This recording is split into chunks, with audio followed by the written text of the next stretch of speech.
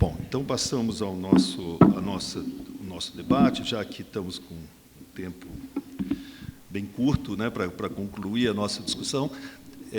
Eu só queria, então, agradecer muito ao professor Moza pela excelente exposição e dizer, Moza, que nada foi mais contundente do que a sua finalização, de que ou a universidade põe a educação básica na sua agenda, ou nós vamos dar um tiro no pé. Essa foi a sua frase. E a ideia dessa mesa é justamente essa, né? Eu queria também fazer algumas considerações mais a seguir, mas, nesse momento, eu quero passar aos secretários que estão aqui. Eu combinei com eles, com o Natalino e com o Renato, que começaríamos pelo Natalino. Então, por favor, Natalino, veja se esse microfone está bom. Não sei se o pessoal lá da técnica... Esse microfone ou aquele lá, Piero? Parece que está funcionando. Tá? Tá bom? Ok. Tá. Então, seguimos com esse, por favor. Bem, boa tarde a todos. Agradeço imensamente a coordenação do evento, pelo convite, pelo gentil convite. Sempre gosto de fazer referência às razões, né, que nos fazem deixar as nossas atividades e aceitar o convite. Primeiro, são vocês, né, que estão aqui, que dão o seu tempo para nos ouvir, né? Segundo, evidentemente, a retribuição ao gentil convite. E a terceira, e não menos importante, é a causa, é o motivo, é o assunto que nos une, e nos une, como eu falo, com uma força de coesão que não deve, ninguém deve separar. Então, minha saudação ao meu amigo, parceiro Renato, né? Temos trocado algumas ideias, quando podemos, né? A agenda sempre muito disputada. É uma alegria estar aqui, na sua terra. Espero recebê-lo mês que vem lá em Santa Catarina, quando estaremos reunindo lá o pessoal do COSUD. E o meu querido amigo, né, longevo, Mozart, onde trabalhamos juntos no movimento Santa Catarina pela Educação. Eu brinquei com ele, falar depois dele fica fácil, né, porque ele já deixou o cenário todo pronto. E eu vou resumir a minha fala basicamente em três focos. Primeiro, falando um pouquinho sobre Santa Catarina, como é que nós chegamos na secretaria. Passou um pouquinho de 8 meses que nós estamos responsáveis pela pasta. Depois eu vou usar o que eu chamo de algumas bengalas, que eu gosto sempre de usar, alguns autores, alguns livros que eu li recentemente, vou trazer alguns textos, né? E um deles se chama Sem Educação Não Haverá Futuro, de um autor famoso, que quem não leu eu recomendo, né? E é gratuito, né? Um conteúdo riquíssimo, né? O Mozart dedica um capítulo à parte sobre o papel das universidades. O Mozart explora muito essa parte das habilidades socioemocionais, eu vou comentar um pouquinho também. E esses livros que eu trago são sempre, claro, autores que a gente lê e se identifica com os pensamentos, as ideias que estão lá. E depois eu vou falar um pouquinho de como a gente está trabalhando em Santa Catarina nessa relação com a academia e a formação dos professores. Bom, então, como é que nós encontramos, né, o Estado de Santa Catarina? Muito boas práticas. Rodando as escolas, como a gente tem rodado, a gente vê a riqueza dos nossos, que eu chamo heróis, né, dos nossos professores, das equipes pedagógicas, das equipes de coordenação nas escolas, que diariamente dão o seu melhor pela educação no nosso Estado. E a gente tem feito o alerta, né, sempre nas conversas que fazemos. Hoje eu mostrava para o Renato há pouco, né, do Educação na Palma da Mão, a ferramenta que o Mozart se referiu, ele teve a oportunidade de conhecer recentemente. Hoje são 523.781 criaturinhas maravilhosas, meninas e meninos, que eu carinhosamente chamo, que vêm a nós todos os dias. Faça chuva, faça sol, com calor, com frio, eles vêm até nós todos os dias. Então, o chamamento é que a gente não deixe passar a oportunidade que nós temos de abrir neles esse mundo de novas oportunidades. Para esse mundo do trabalho, que o Mozart foi muito sucinto aqui na sua fala, mas que no seu livro ele explora muito bem num capítulo também, né, que é para esse mundo que ele mostrou aí, os chineses, né, É para esse mundo que nós precisamos preparar esses jovens. E aí, pasmem, né? Muitas vezes, a solução está muito próxima de nós. Quando a gente pensa em buscar lá fora, né? Na época do movimento, a gente falou muito na Finlândia, né? A Finlândia começou isso há 50 anos atrás, né? Evidente que é uma referência, mas muitas vezes a solução está próxima, às vezes na própria escola. E aí eu ouvi ontem, no Fórum TCE, lá em Santa Catarina, de Educação, que é um grupo que está monitorando os resultados da educação, uma fala do PB, Mozart, que diz assim: a gente aprendeu a buscar as boas práticas, mas a gente não aprendeu a copiar. E nós temos muito boas práticas que podem ser replicadas e copiadas. Estamos incentivando isso. Bom, em Santa Catarina, nós temos uma ferramenta que é constitucional, é o programa UniEdu, são os famosos artigos 170 e artigo 171. É onde o Estado aporta recursos para ajudar os estudantes que são carentes e precisam de apoio para fazer a sua graduação, e também ajudar os professores que querem se formar professores e aqueles que querem se especializar na pós-graduação. Esse programa tem um orçamento estimado esse ano de 204 milhões de reais. Quando o Mozart esteve lá, a primeira chamada, eu falei para eles na cifra de 100 milhões, ele disse: o quê? Você tem tudo isso? Né? Temos, e felizmente estamos aportando. E aí nós chamamos as universidades. E o nosso tratamento, a tratativa, o relacionamento com as universidades, a gente subiu um pouquinho a régua e todo mundo entende essa linguagem. A minha experiência vem da iniciativa privada. Eu trabalhei 33 anos, muitos deles em sala de aula, mas os últimos 13 diretamente na gestão. Os últimos 15, diretamente na gestão. E essa experiência na gestão é o que a gente está trazendo para ajudar a melhorar a educação no Estado de Santa Catarina e, quiçá, né, quem seria eu se pudesse ajudar um pouquinho mais o Brasil. Quando a gente fala da gestão, claro que a gente tem condições, precisa ter condições para poder cobrar os resultados, exigir os resultados, né? E quando a gente chegou no setor que cuidava, né, o setor dos profissionais responsáveis por isso, fazendo perguntas, fazendo questionamentos de por que era assim, por que não era desse jeito, por que a gente não podia fazer dessa forma, a reação, Mozart, da equipe, você conhece alguns deles, né? Disse: meu Deus, o secretário vai acabar com esse negócio. Eu disse: não, a gente não quer acabar, a gente quer melhorar. E a gente quer realmente fazer a gestão, porque isso é dinheiro do povo. Esse recurso que nós estamos colocando, nós não estamos repassando o recurso para a universidade, como equivocadamente alguns possam ainda até pensar. A gente mudou completamente esse discurso. Nós estamos investindo na formação dos futuros profissionais para fazer a diferença na educação do Estado de Santa Catarina. É sutil, mas já mostrou resultados impressionantes, como eu vou comentar um pouco. Então, nesse cenário, né, nós estamos numa outra tratativa com as universidades. E aí, se a gente olhar a educação, eu comecei a falar ultimamente, parece que é uma coisa óbvia, né? Mas, às vezes, o óbvio acaba chocando quando você fala. A educação é um ciclo que se fecha em si mesmo. Já perceberam? Vamos começar, então. A gente vai para a universidade, para começar por algum ponto. A gente entra na universidade, se gradua, faz uma formação de professor, aí vai para a sala de aula, dá aula para o menino e para a menina, ela vai desenvolvendo, vai para a universidade, se forma professor e vai para a sala de aula. E aí o nosso papel, quando a gente entra no processo, né,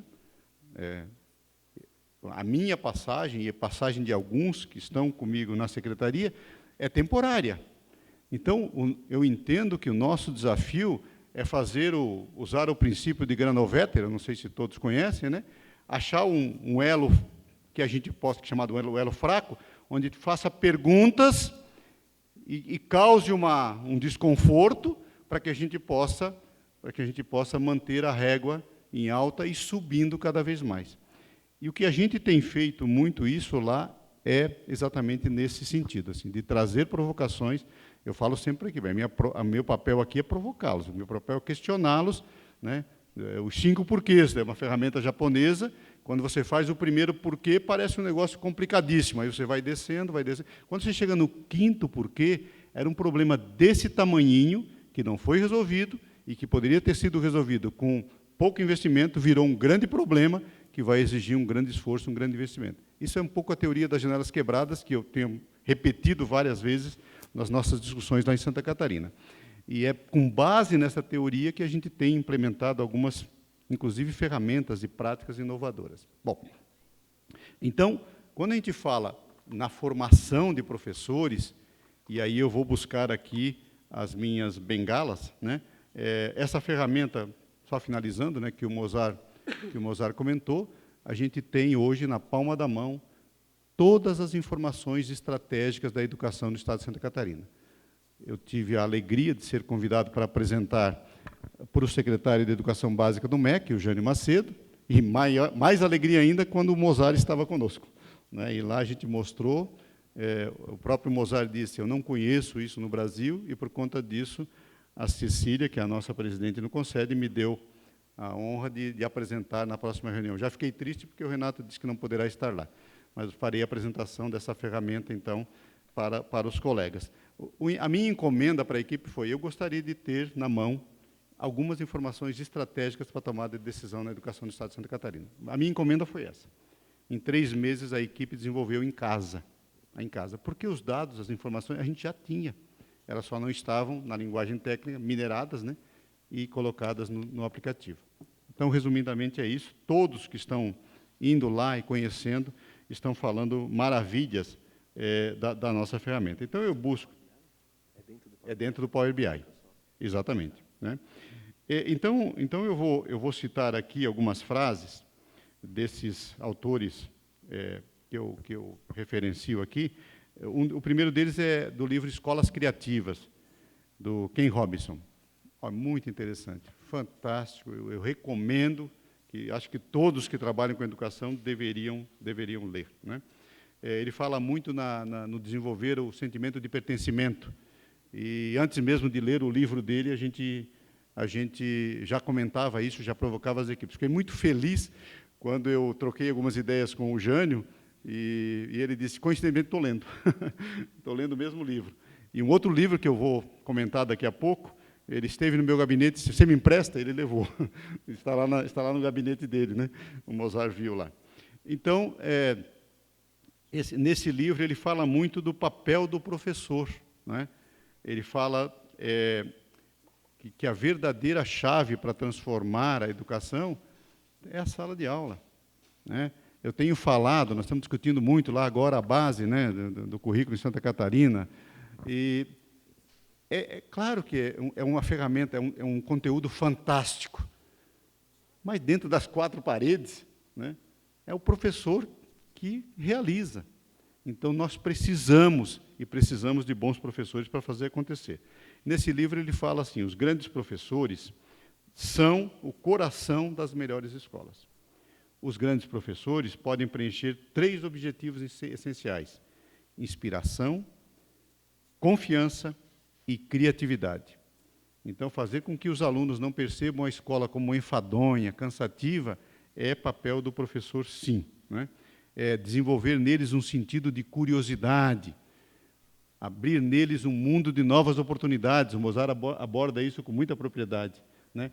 E fazer deles agentes de transformação, não é isso? Eu gravei, está vendo? Eu gravei. E o livro do Mozart eu recomendo, é um livro que você lê rapidamente e traz muito conteúdo, né? Depois ele fala muito para os diretores também. A gente está lá com o papel dos gestores, agora com a escolha dos gestores dos planos de gestão, né? Então, ele dá algumas dicas para que os professores tornem as suas aulas atrativas, e aí eu vou poupá-los de repetir, porque o Mozart já falou muito dessa tecnologia, né? Nós estamos lá com um programa de investimento grandioso em Santa Catarina, o governador anunciou 1 bilhão e 200 milhões de reais só no segundo semestre de 2019, e a gente está pisando fundo no acelerador, fazendo chegar nas escolas. Algumas regiões, Mozart, apelidaram o caminhão da felicidade da educação, porque está chegando livros, carteiras, está chegando, enfim, né, equipamentos de tecnologia. A gente não fala mais laboratório de informática, né, laboratório de tecnologia, que tudo isso é essencial, evidente, mas sem um professor bem preparado, sem uma equipe técnica, lá a gente tem os NTS, nada disso vai resolver o problema da educação. Então, a gente está investindo também muito fortemente na formação dos professores e na equipe de suporte. Não é? Ele aborda com muita propriedade aqui a questão do pertencimento, não apenas do aluno, mas do professor para com a escola, e aí eu não vou repetir para vocês, quem tiver interesse, sugiro que busque lá a leitura do livro. E eu vou terminar a citação dele dizendo o seguinte: existem 3 tipos de pessoas no mundo: as que são imóveis, as que são móveis e as que se movem. E aí ele cita Gandhi, né? Seja a mudança que você quer ser no mundo, e aí ele termina com um parágrafo que eu tenho repetido nas minhas apresentações. Quando o número suficiente de pessoas se move, isso se torna um movimento. Se esse movimento possui energia suficiente, isso se torna uma revolução. E na educação é exatamente disso que precisamos. E essa interação universidade e educação básica, a meu ver, é fator crítico de sucesso. Eu já ouvi o Mozart defendendo isso em alguns momentos, além do livro dele, nas suas falas, e fico muito feliz que ele foi o escolhido para essa árdua tarefa de ser o relator no Conselho Nacional de Educação dessa iniciativa, da formação de professores, Mozart. Nesse livro ainda, ele fala, e aí fica muito legal essa relação, fazendo com os sistemas de gestão, da excelência da gestão e dos sistemas da qualidade, muito aplicados no setor empresarial. Que para a gente conseguir mudança, nós precisamos de 5 variáveis: visão, habilidade, incentivos, recursos e plano de ação. Se a gente não tiver visão, nós vamos ter uma confusão na equipe. Se a gente não tiver habilidade, nós vamos gerar ansiedade. Se a gente não tiver incentivos, vai haver resistência. Se a gente não tiver recursos, vai haver frustração. E se a gente não tiver um plano de ação, a coisa vai ficar difusa. Então, é necessário que nós, gestores, tenhamos isso em mente. E aí eu vou falar do outro livro, que eu, de novo, recomendo. Quem não leu, leia.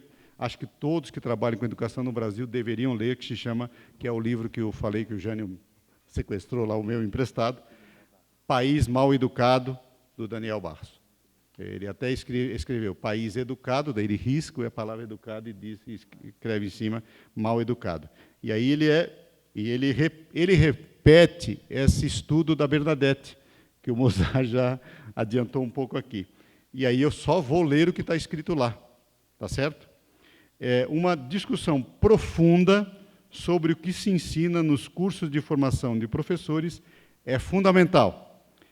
E é preciso ser feita com as universidades públicas, principais difusoras do conhecimento na área, no âmbito nacional. Uma reforma efetiva das escolas de formação de professores permanece pendente.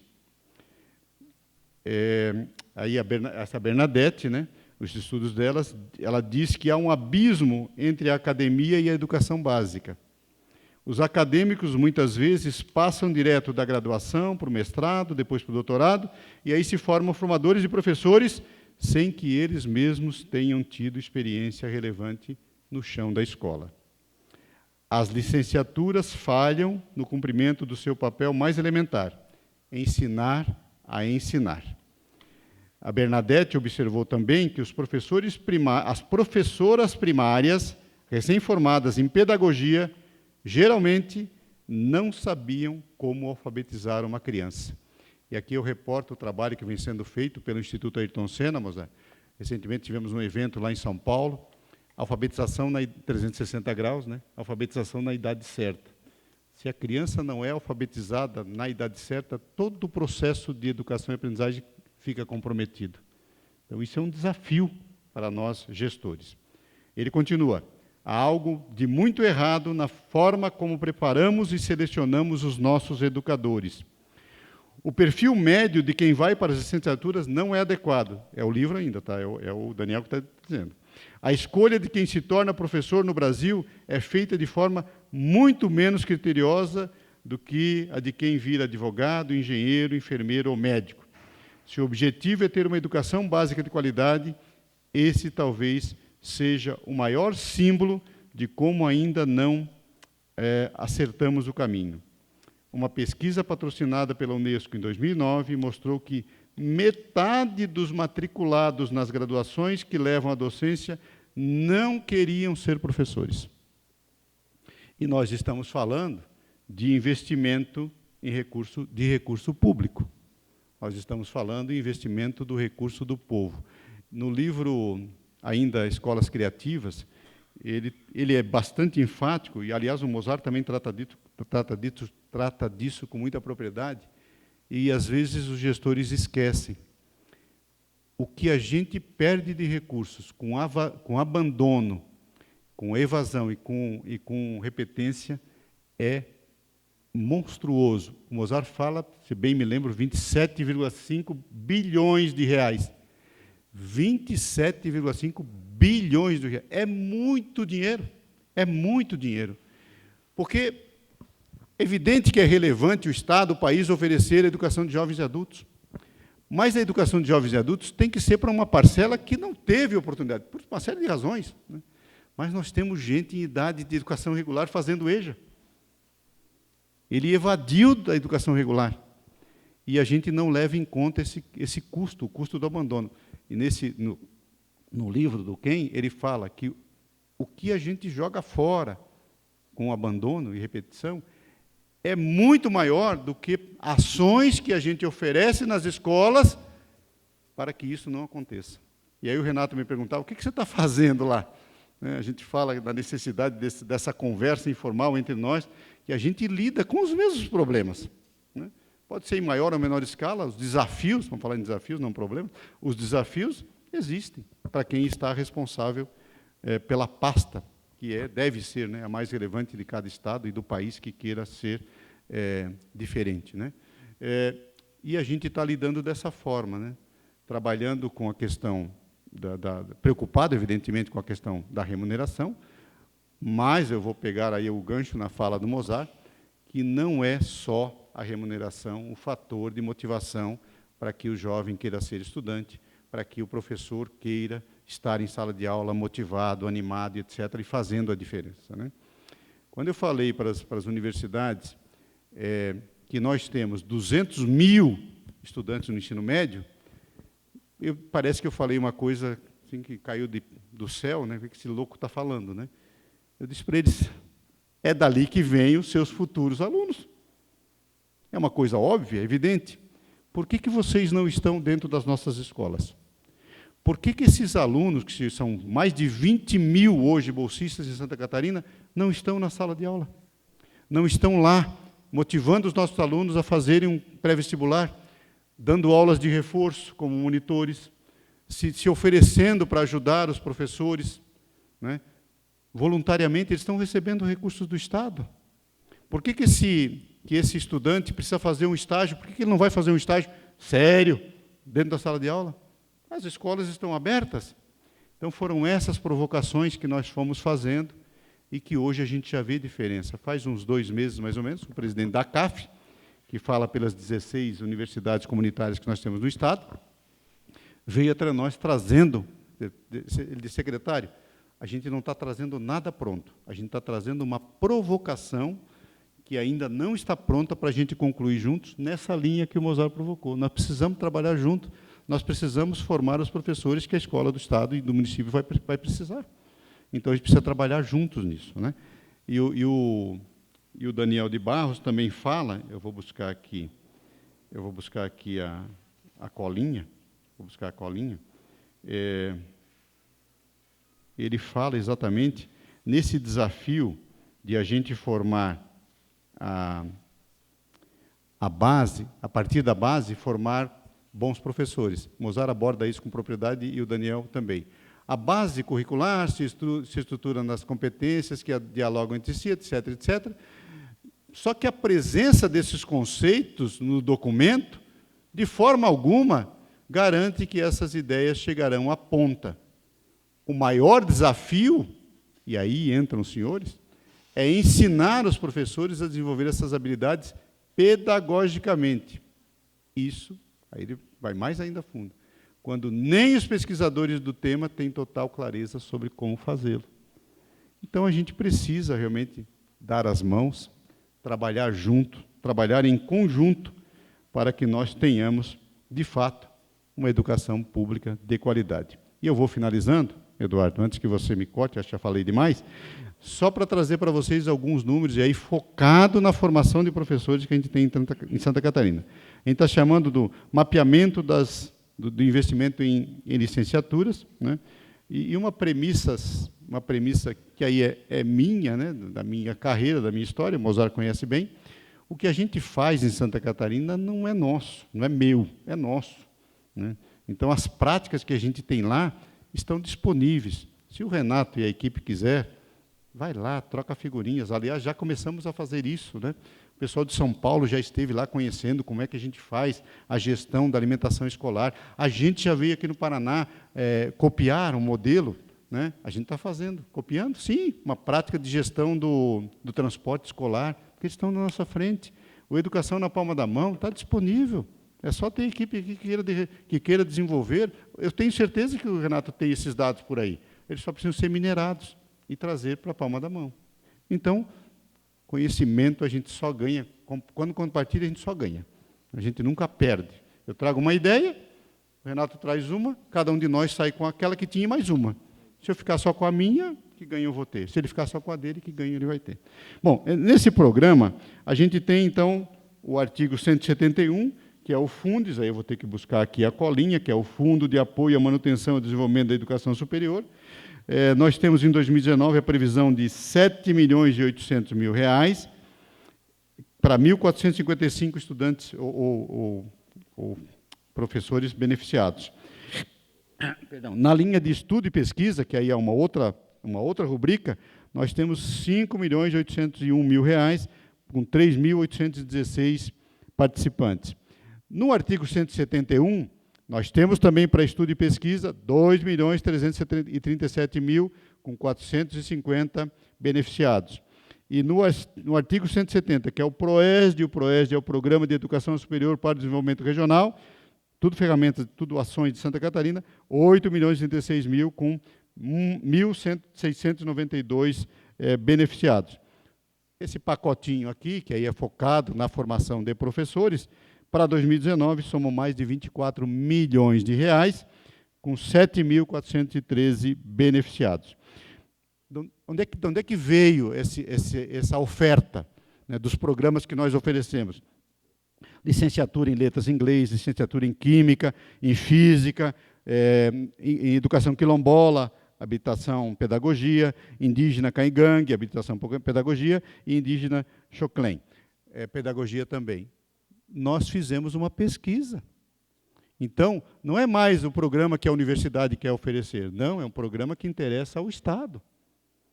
Muda a lógica, né? Então, nós estamos oferecendo a possibilidade de formarmos professores onde o Estado precisa. É recurso do povo, precisa se reverter para o povo, né? E aí nós temos o Parfor, já foi citado aqui, o Mozart citou o PIBID, a gente tem lá também o Parfor também. O que a gente está fazendo, então, é a gestão muito próxima e sempre com muito fatos e dados, com critérios. Sempre as tomadas de decisões que nós temos são baseadas em critérios, e critérios técnicos.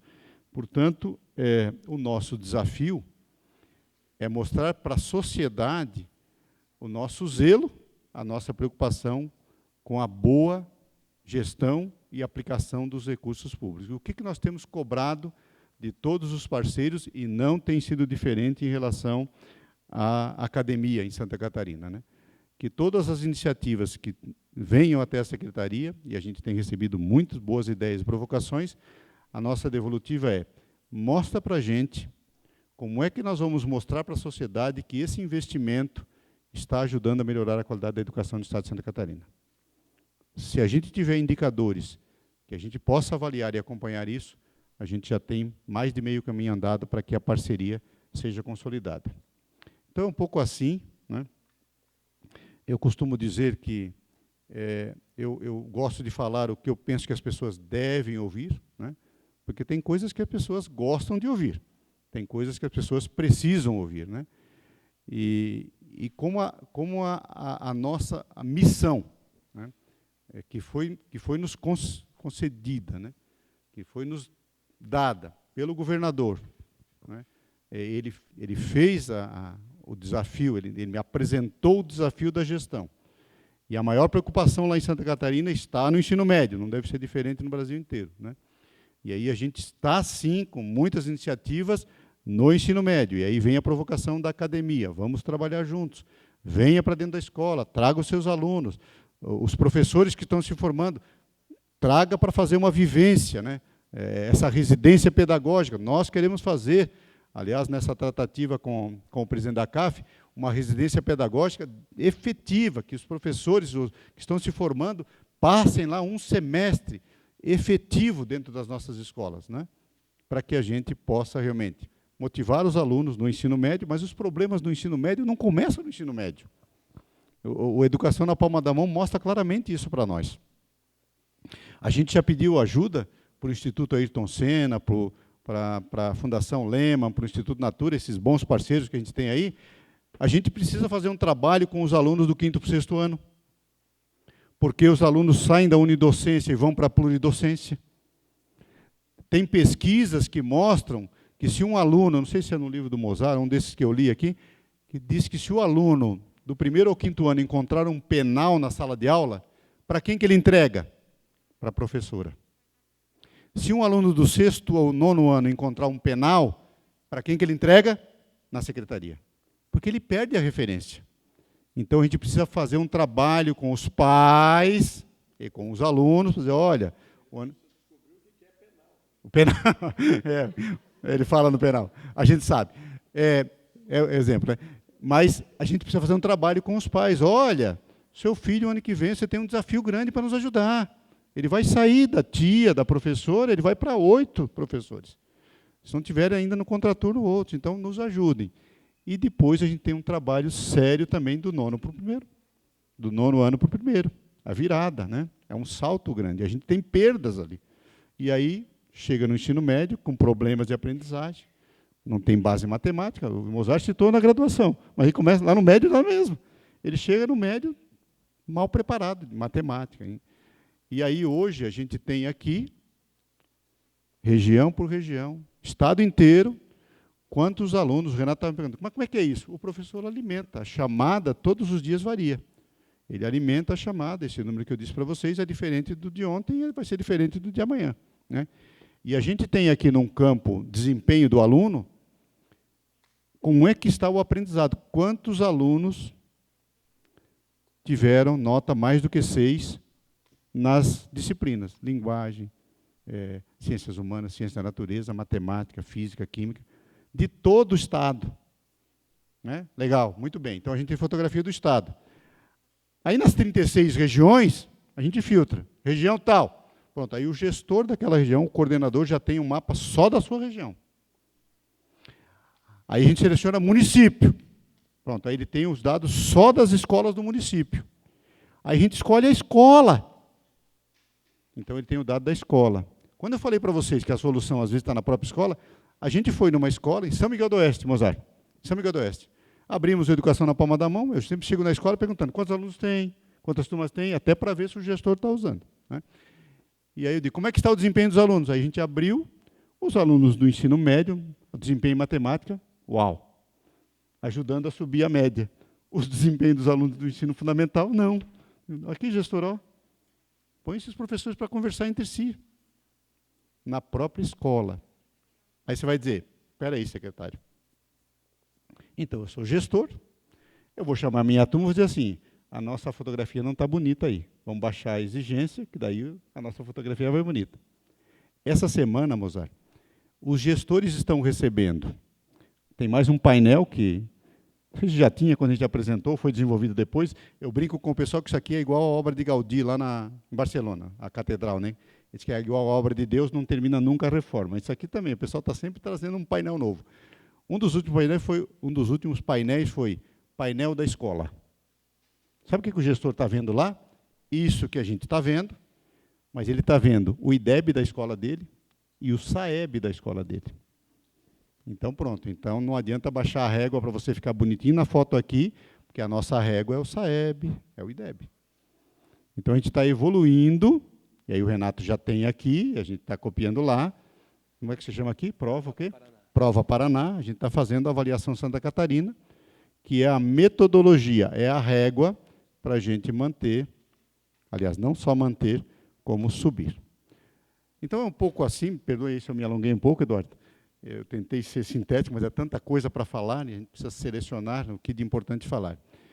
Eu considero a relação nossa, né? Santa Catarina, a gente está numa harmonia muito grande com a FECAM, que é a Federação Catarinense dos Municípios, tem 21 associações regionais de municípios. Por conta disso, a gente até fez um filtro. Então, os gestores lá, os responsáveis, podem filtrar. Eu quero ver na minha região de município, ele tem ali também, está disponível, né? Não tinha, aí a FECAM nos pediu, a gente colocou, né?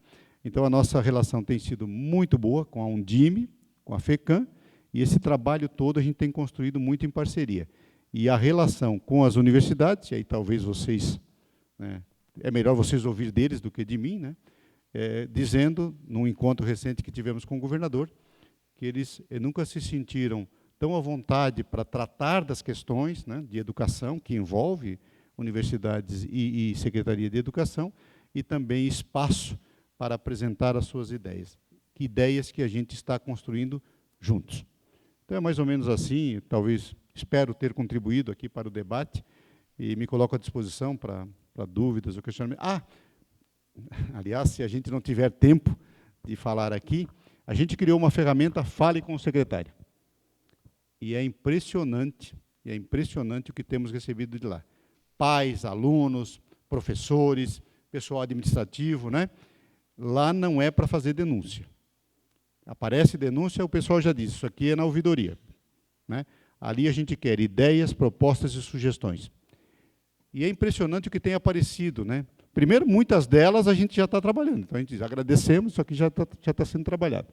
Mas outras não, outras a gente está aproveitando para refinar até algumas nossas. Então, se por acaso, né, alguém de vocês tem vontade de conversar, e alguns perguntam assim, eu não sei se é o senhor que vai ler, mas enfim, né?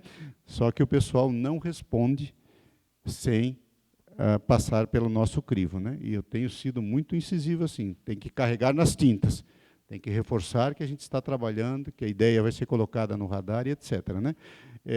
E aí tem gente que já voltou lá e diz, gostei, então foi o secretário mesmo que leu, então eu quero fazer outra pergunta. É uma forma que nós vimos de nos aproximarmos, né?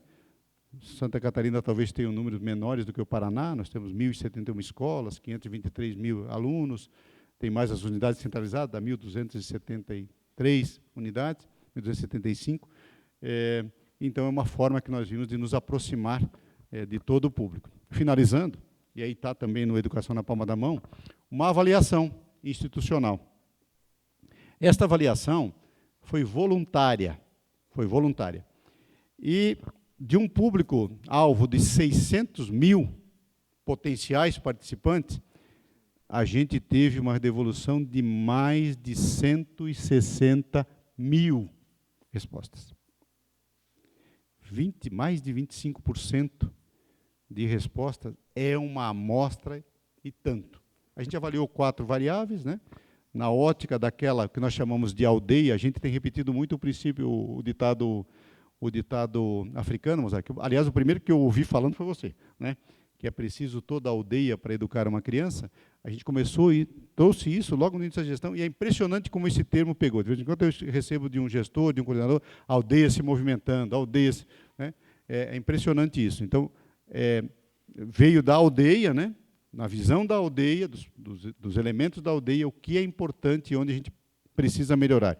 E já está em curso o investimento para isso, né? E aí foi curioso. Tem uma frase do Woody Allen que diz assim, o sucesso consiste em 80% estar presente.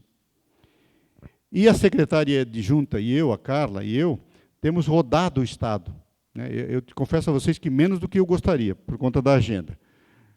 E quando a gente vai nas regiões, faz uma conversa com o pessoal da regional, que é a Secretaria da Educação na região, vai na escola, vai na sala de aula. Quando tem terceirão, então, eu quero ir na sala do terceirão, né, do terceiro ano. E aí o nosso pessoal fez um cruzamento curioso, né? O mapa das respostas, o mapa de calor das respostas e as regiões que a secretária adjunta e eu passamos.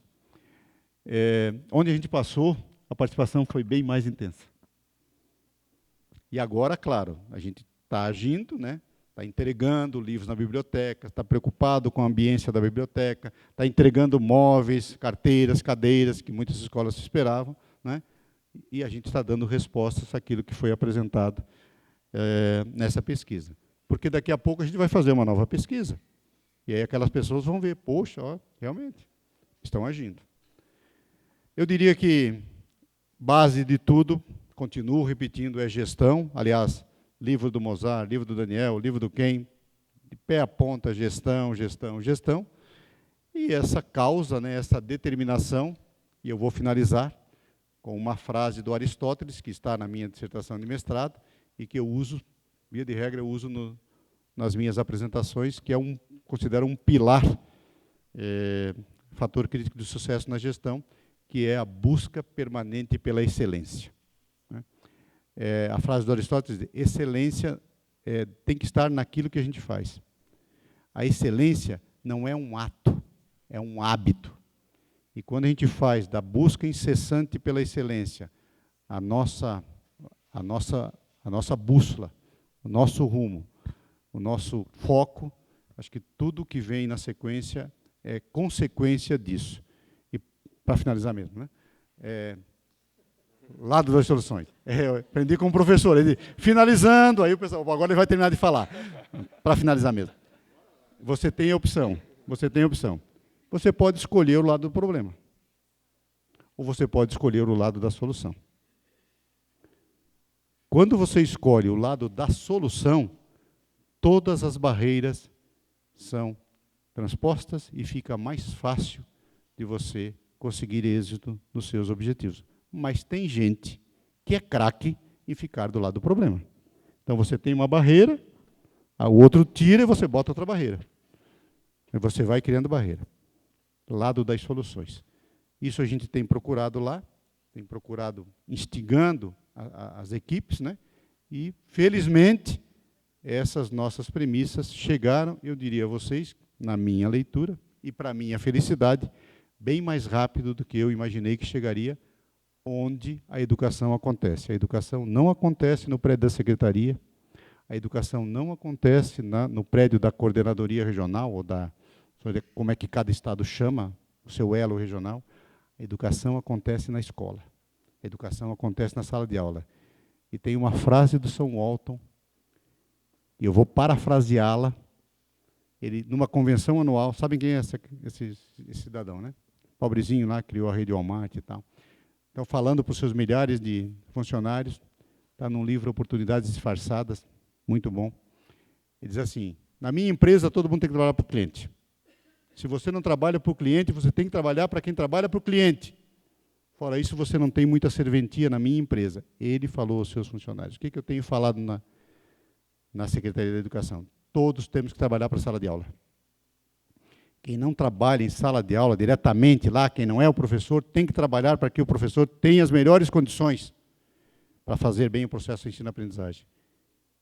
Porque, senão, a gente precisa saber o que você faz, o que você está fazendo pela educação, se não está se revertendo em alguma coisa na sala de aula. E aí tem uma frase do Peter Drucker que diz que nada mais inútil do que você fazer bem feito uma coisa que não precisa ser feita. Obrigado pela oportunidade. Coloco à disposição para algumas dúvidas.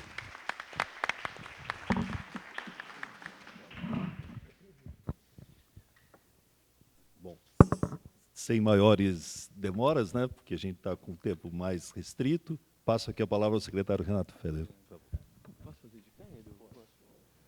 Boa tarde. Boa tarde. Muito prazer em estar aqui, muita honra com uma mesa iluminada, Natalino, parceirão.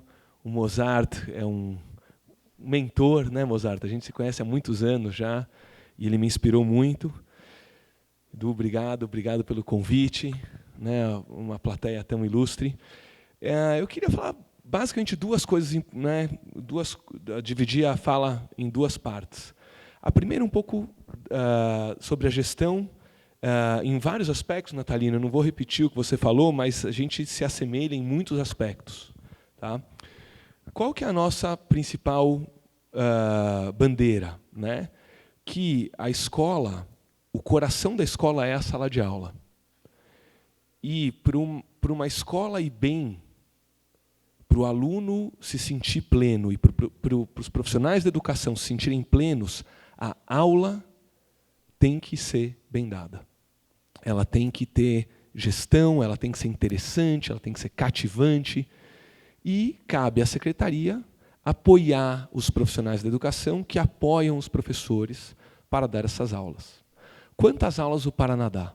Todo dia, incluindo hoje. A rede pública estadual do Paraná. Quantas aulas a gente dá? 210 mil aulas. Então, hoje, estamos dando 210 mil aulas. Qual que é o nosso sonho? Que todas essas aulas sejam excelentes. Qual que é a realidade? Nem todas são. Uma parte já é, uma parte é mediana e uma parte é desastrosa ou desafiadora.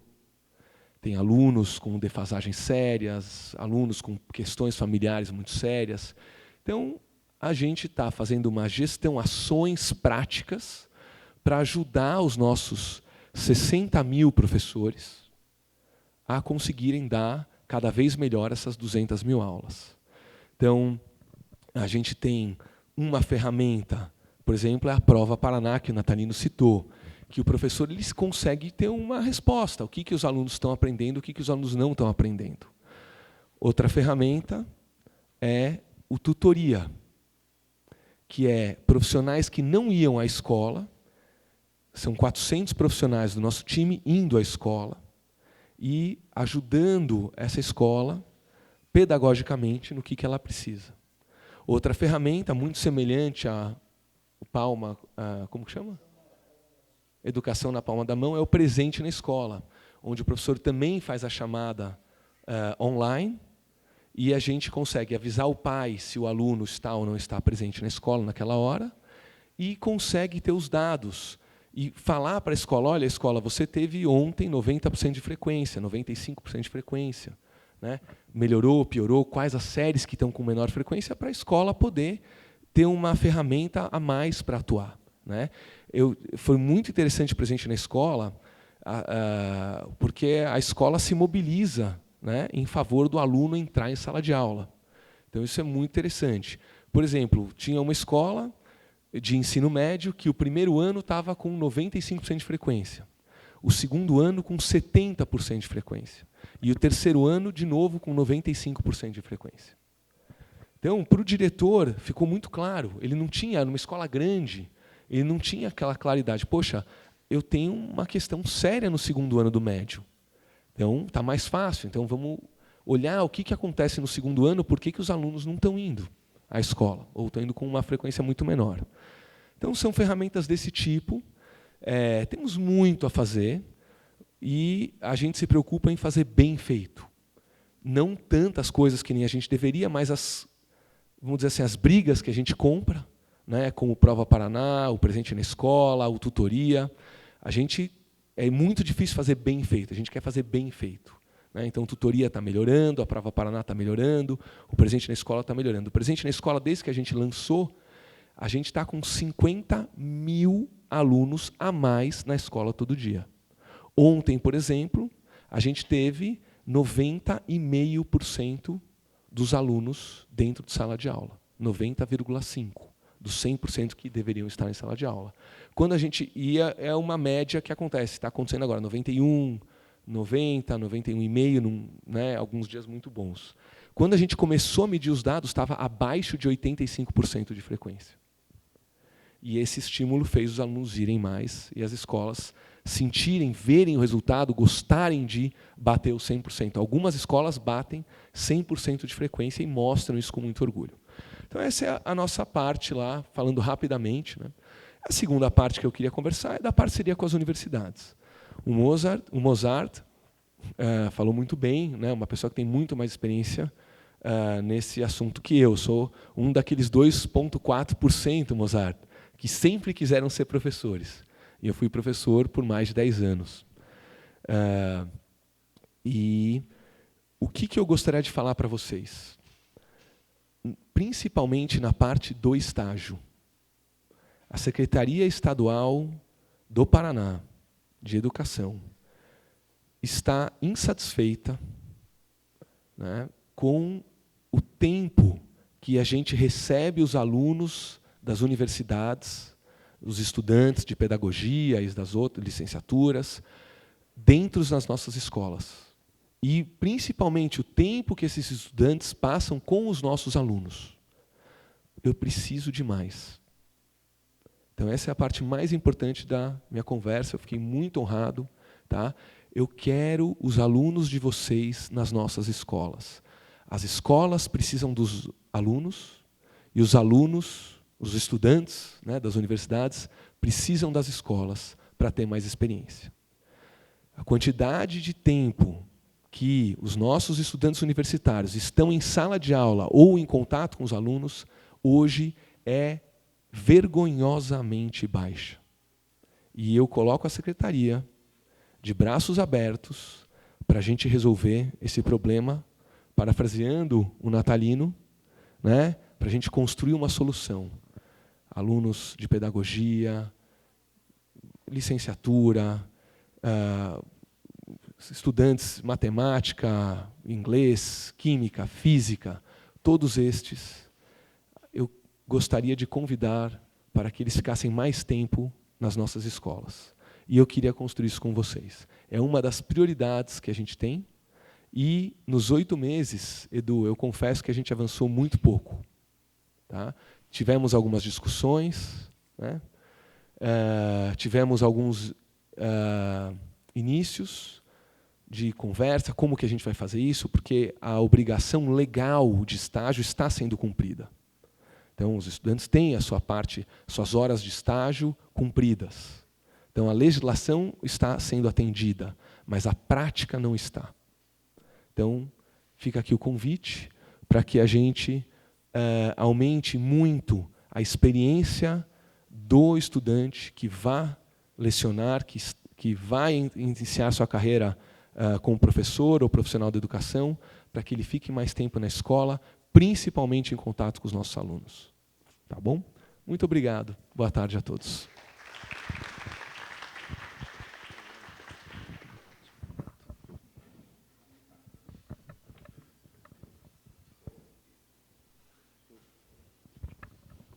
Bom, passo então a palavra ao Paulo Salamuni, suplente do senador Uriel Visto, e vem aqui representá-lo nessa mesa. Muito obrigado, Paulo, pela sua presença. Agradeço ao senador. Eu é que agradeço a minha cordial e fraterna saudação a todas, a todos, professor Eduardo Barra, o nosso secretário Natalino, seja bem-vindo, secretário Renato Feder, também bem-vindo, né? Ainda é recente aqui, mas tem feito um excelente trabalho, professor Mozart. Este anfiteatro aqui, professor, me traz assim um filme da vida. Com 8 anos de idade, eu vim aqui, criança de tudo, ver a defesa de tese do pai, que era geólogo, ele da escola americana, e o professor Reinhard Mack, da escola alemã. Eu fiquei impressionado com aquilo, porque foi uma guerra, né? O pai vai tirar 0, né? E foi aprovado. Depois, seguindo mais em frente, em 1985, passando a noite inteira aqui, uma eleição maravilhosa, a primeira eleição para reitores das universidades, e o pai teve o privilégio de ter sido eleito com 42% dos votos, o primeiro reitor eleito da Universidade Federal do Paraná. Depois, na sequência, a posse que foi aqui e todas as lutas que vieram em seguida. Então, deste modo, quando eu dou as boas-vindas ao fórum aqui, também o privilégio que eu tive de ser 7 mandatos como vereador de Curitiba, presidente do Legislativo num período difícil e prefeito em exercício, para dizer que também acompanhei nesses 7 mandatos que o símbolo da cidade de Curitiba, por lei, venha a ser, a Universidade Federal do Paraná. Então, neste sentido, eu venho aqui, em nome do professor Oriovisto Guimarães, senador. Quarta-feira é muito difícil, Eduardo, mas isso ele justificou, porque é no meio da sessão legislativa, da semana. E foi muito interessante, porque eu recebi um convite dele. Eu fui aluno dele em 1977 no cursinho. E eu disse a ele, professor, o senhor vem da educação privada, né? Eu fui seu aluno lá, mas eu tenho uma ligação umbilical com a educação pública. Então, se o senhor topar essa dupla, nós vamos em frente. Ele disse, não, sem problemas. Tanto é que ele já esteve aqui por 2 vezes, se colocando à disposição do reitor e apoiar, como eu apoio abertamente a universidade pública, gratuita e competente. Eu quero também dizer, na questão da educação nossa, básica aqui, o privilégio de ter aqui, nessa plenária, a professora Roberlane Borges Robalo, com Y e 2 L's, que foi a nossa secretária municipal de educação, um belíssimo trabalho. Senhores secretários, professor, nós temos um orgulho imenso da rede municipal de Curitiba. É algo extraordinário aqui.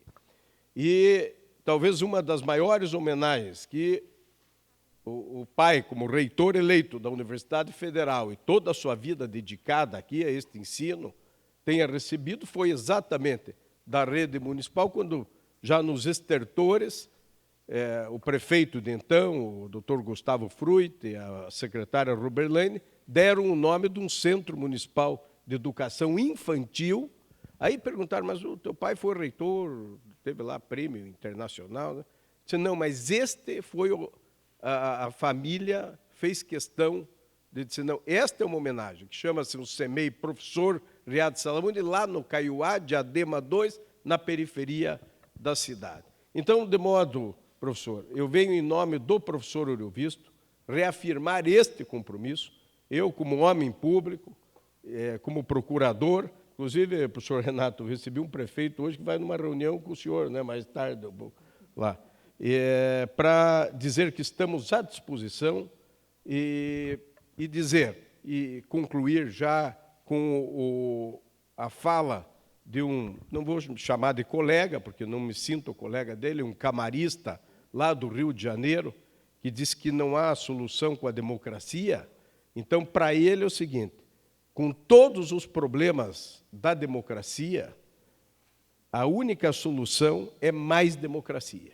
Então, é inadmissível que haja nesse país a luta que nós todos tivemos, que o pai teve a casa invadida, que nós não podíamos sair de casa com 14, 15 anos, e nós não sabíamos por quê. Eram pelas ameaças que se tinha, e depois temos uma beleza da primeira eleição, com reitores do porte de Cristóvão Buarque, de Horácio Martins, de tantos outros democratas aqui nas universidades federais do Paraná. Em meu nome pessoal, em nome do senador Oriovisto, que me autorizou e me dá essa procuração tácita, para dizer, contem conosco, o ensino de uma forma geral, lato sensu, e as universidades, principalmente a Federal do Paraná, que é o nosso orgulho, para o que der e vier. Inclusive, ele coloca o gabinete à disposição. E se, eventualmente, por algum motivo assumir, estarei lá representando a educação geral e a educação pública a partir desta universidade. Termino dizendo que o Brasil, Paraná e Curitiba seriam menos Curitiba, Paraná e Brasil sem a existência da Universidade Federal do Paraná. Muito obrigado, contem conosco e parabéns a vocês, porque eu venho de uma família toda de professores.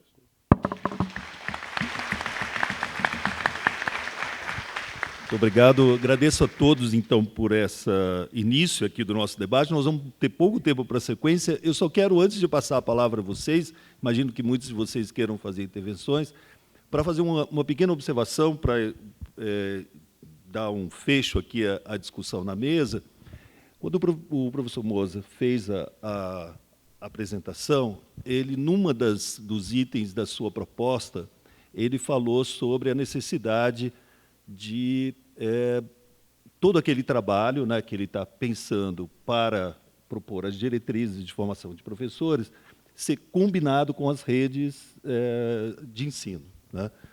Esse trabalho, eu reputo, professor Moza, como talvez hoje o nosso ponto de maior estrangulamento nos cursos de licenciatura. Eu estou falando daqui como pró-reitor de graduação, mas também como professor de um curso de licenciatura. E eu fico muito feliz de ter acompanhado aqui tanto o secretário Natalino como o secretário Renato fazerem menção especificamente às universidades, né? É muito raro a gente ter uma oportunidade. Eu, por exemplo, nunca consegui sentar ao lado do Renato mais que 10 minutos. Esse aqui é o maior tempo, acho que a Helenita também, que participa das reuniões do Fórum Permanente de Formação de Professores, também tem essa sensação. A gente precisa mais fazer isso. O Renato está, inclusive, fazendo esse comentário aqui comigo. E a nossa grande angústia é justamente essa articulação com a rede pública. Professor Moza, o senhor é uma pessoa fundamental nesse momento, por isso que eu queria aproveitar aqui a sua presença para dizer que o senhor é talvez uma das poucas pessoas no Brasil que transitou nesses dois universos. Foi gestor de uma universidade onde se forma professores, né, e se forma com qualidade. Eu conheço a qualidade da formação da Federal de Pernambuco, eu participo de um programa de pós-graduação, formação de professores em filosofia, o Prof. Filo. Nós temos um núcleo lá na Federal de Pernambuco que muito honra o nosso programa. Eu sei da dedicação da Federal de Pernambuco à formação de professores. O senhor foi secretário estadual de educação no estado de Pernambuco. O seu estado é estado referência em muitas políticas de educação básica, pública. Eu acho que o papel que o senhor vai fazer agora no Conselho Nacional de Educação, liderando, agora não, já está fazendo, né, liderando essa Câmara, esse trabalho bicameral de revisão das diretrizes curriculares de formação de professores, pode criar um marco na formação de professores que seja justamente fazer essa aproximação, né, que hoje é tão difícil. A gente se entende, se conversa, tem boas relações, mas aquele aspecto institucional ainda não foi construído, e é isso que a gente precisa construir. Eu acho que um documento como esse que o senhor está preparando pode dar uma perspectiva muito boa nesse sentido. Nas nossas discussões de pró-reitores de graduação, recentemente, nós tivemos, há 2 semanas atrás, tivemos uma reunião do Colégio de Pró-Reitores de Graduação, que o senhor conhece muito bem, frequentou o COGRADE da Andifes.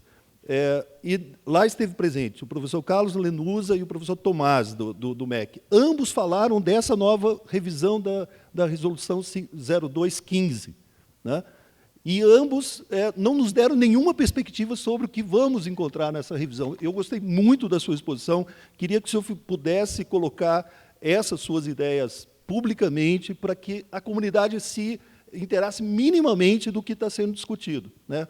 Temos muita expectativa, vi que a sua perspectiva ali, em muitos pontos, atende aquilo que talvez seja também a expectativa das universidades, não sei se atende às redes, mas é muito importante que nós... Aqui falo, então, para o Natalino e para o Renato, me permitam tratá-los assim, como colegas, professores, que nós temos que apoiar o trabalho feito pelo professor Moza lá no Conselho Nacional de Educação. É uma tarefa que nós temos que assumir juntos, senão nós vamos voltar daqui a alguns anos para falar dos mesmos problemas, ficar patinando anos e anos na mesma situação, sem ter podido avançar muito. Eu acho que a formação de professores do Brasil teve uma história muito bacana, tem uma história muito rica, né? Nós temos uma experiência de formar professores na universidade que é única no mundo, talvez, né? E que a gente nunca explorou tão profundamente como deveria ter explorado.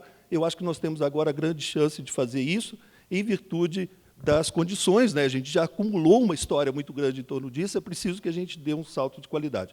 Eu vou passar, então, a palavra aos colegas que queiram também se manifestar e depois faço uma rodada final aqui com a mesa para encerramento. Queria que o Rodrigo nos ajudasse ali com o microfone. Professora. Se vocês puderem se identificar, tá? Peço que todos... nós estamos gravando, tá, a mesa, então, se puderem se identificar, ajuda a gente depois Me na chamo edição. Nilda Estecanella, estou pró-reitora acadêmica na Universidade de Caxias do Sul, uma universidade comunitária lá da Serra do Rio Grande do Sul. Eu gostaria de agradecer as provocações que essa mesa nos faz, de modo muito especial, ao que o professor Mozart nos traz, de modo contextualizado, teórico e fundamentado. E também ouvir um pouco do cotidiano, do modo como os gestores da educação básica, especialmente Paraná e Santa Catarina, trazem do que está acontecendo nesse cotidiano da educação básica. Gostaria de situar que eu tenho o privilégio de ter atuado 33 anos como professora na educação básica, e, por um período bastante longo, eu articulei as duas funções, tanto na universidade, na formação de professores, sou professora das licenciaturas, e também formadora de pesquisadores na área da educação. E, quando nós trazemos todo o debate do que as políticas públicas orientam, do modo como as universidades traduzem essas políticas públicas na formação inicial de professores, no modo como as universidades se envolvem na formação continuada dos professores e no modo como os gestores das políticas públicas recebem essa formação, acho que é imprescindível nós não deixarmos no esquecimento de que, sim, a sala de aula e o que perpassa a relação pedagógica é um elemento extremamente importante e ele é determinante para que possamos atingir índices melhores de qualidade, de permanência, de sucesso, de direito à educação e à formação no nível escolar. Mas nós não podemos deixar de considerar que um conjunto de fatores exógenos interferem, afetam, e que os nossos professores da educação básica também, toda a motivação para buscar uma licenciatura, para serem resistentes e seguirem na atuação docente, implica num conjunto de outras questões, na efetivação do direito, na valorização e no reconhecimento do papel do professor que atua na educação básica. E o papel das universidades, praticamente todas as nossas universidades aqui têm programas de pós-graduação na área do ensino, na área da educação, e muitas pesquisas promovem a escuta dos atores que vivem a relação pedagógica, os professores, os estudantes, os familiares e os gestores. E esse é um conhecimento que está à disposição e que nós temos desafiado a pós-graduação a popularizar esse conhecimento de modo que ele chegue no cotidiano da escola, que ele seja acessado também pelos gestores dos sistemas de educação. Então, eu não tenho uma pergunta propriamente dita, mas gostaria de não deixar no esquecimento esse aspecto, que, se nós focarmos somente no papel do professor, nós podemos também seguir gerando, né, um processo de culpabilização e também, talvez, de imobilização do professor que está desenvolvendo o papel, né, que é o papel do ensino, é o papel digamos assim, na luta diária para que as nossas crianças não escapem pelas nossas mãos. Na minha trajetória como professora de Ciências, Matemática e Ensino Religioso, na educação básica, na periferia de Caxias do Sul, eu assisti o direito à educação se constituindo, mas num período em que as crianças e os adolescentes escapavam pelas nossas mãos. Eles eram cooptados por esses fatores exógenos, que, muitas vezes, a escola não tem alcance para atender. Venho de ontem à noite uma palestra com professores, gestores da educação básica, e lamento que o meu secretário de Educação não esteja aqui, e os nossos professores estão sofrendo. E o quanto que nós, professores que atuamos na educação básica e professores que atuamos na formação de professores, estamos sendo referência de realização, de senso de realização, para que outros desejem seguir na formação, para a atuação na formação das gerações mais novas, né, especialmente das nossas crianças e dos nossos adolescentes. Obrigada.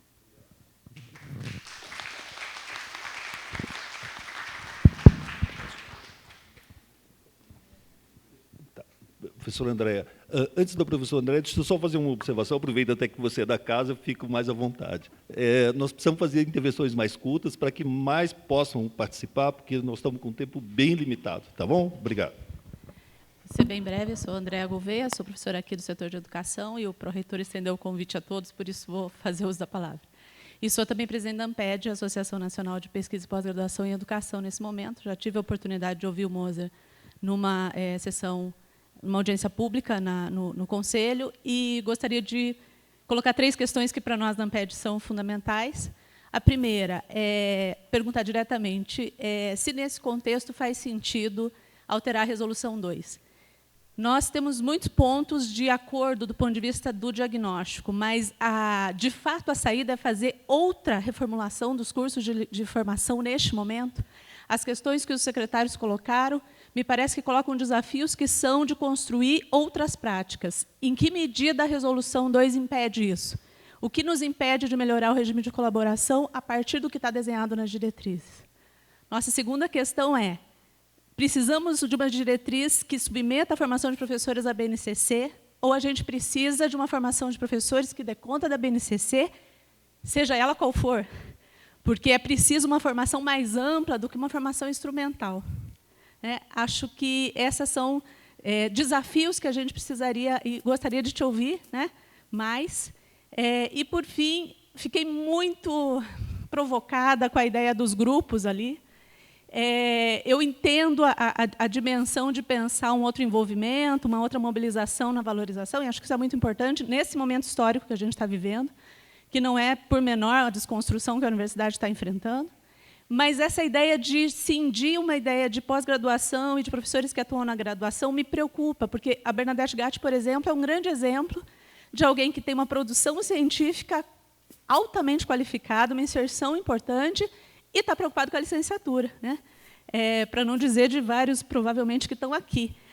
Não vejo aonde, na LDB, a gente sustenta uma ideia de nos reagruparmos dentro das universidades. Mas, enfim, são algumas provocações que a gente já encaminhou como ANPED e acho que seria importante a gente poder discutir.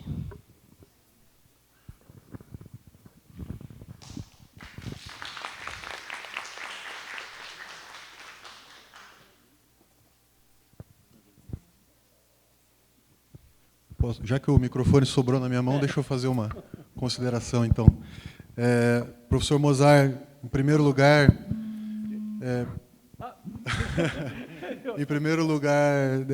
bom, só me apresentando, eu sou o professor Rodrigo, sou coordenador de atividades formativas e estágios da Prograde, trabalho com o professor Barra aqui na Prograde. Vendo a sua apresentação e a sua trajetória na gestão e também como docente, não tem como a gente deixar de pensar a oportunidade que nós, como nação brasileira, perdemos de ter um ministro, da sua competência. Talvez tenha sido para melhor, mas tenho certeza que a situação atual seria outra, talvez não financeira. Se eu tinha dado o título de professor emérito a Paulo Freire, eu não passaria nesse crivo, não. Talvez a situação financeira não fosse diferente, mas, com certeza, a nossa situação diante da visão do Ministério, com certeza, seria. Então, eu gostaria de parabenizá-lo pela sua fala e também pela sua trajetória, mas, na verdade, a minha pergunta e o meu direcionamento vai para o nosso secretário, para o Renato, que falou agora que tem um interesse em aproximar os nossos estagiários das escolas públicas. Secretário. Não, na verdade, eu estava me dirigindo ao secretário sobre a sua fala, com o seu compromisso de melhorar o relacionamento dos nossos estagiários com as escolas estaduais e também, obviamente, com as escolas municipais. Eu, como coordenador geral de estágio, preciso dizer que esse nosso interesse também é muito grande. Nós temos muitos problemas nos estágios das licenciaturas, da pedagogia, dentro das escolas, problemas diversos. Alguns deles certamente podem ser resolvidos numa conversa entre a universidade e a secretaria.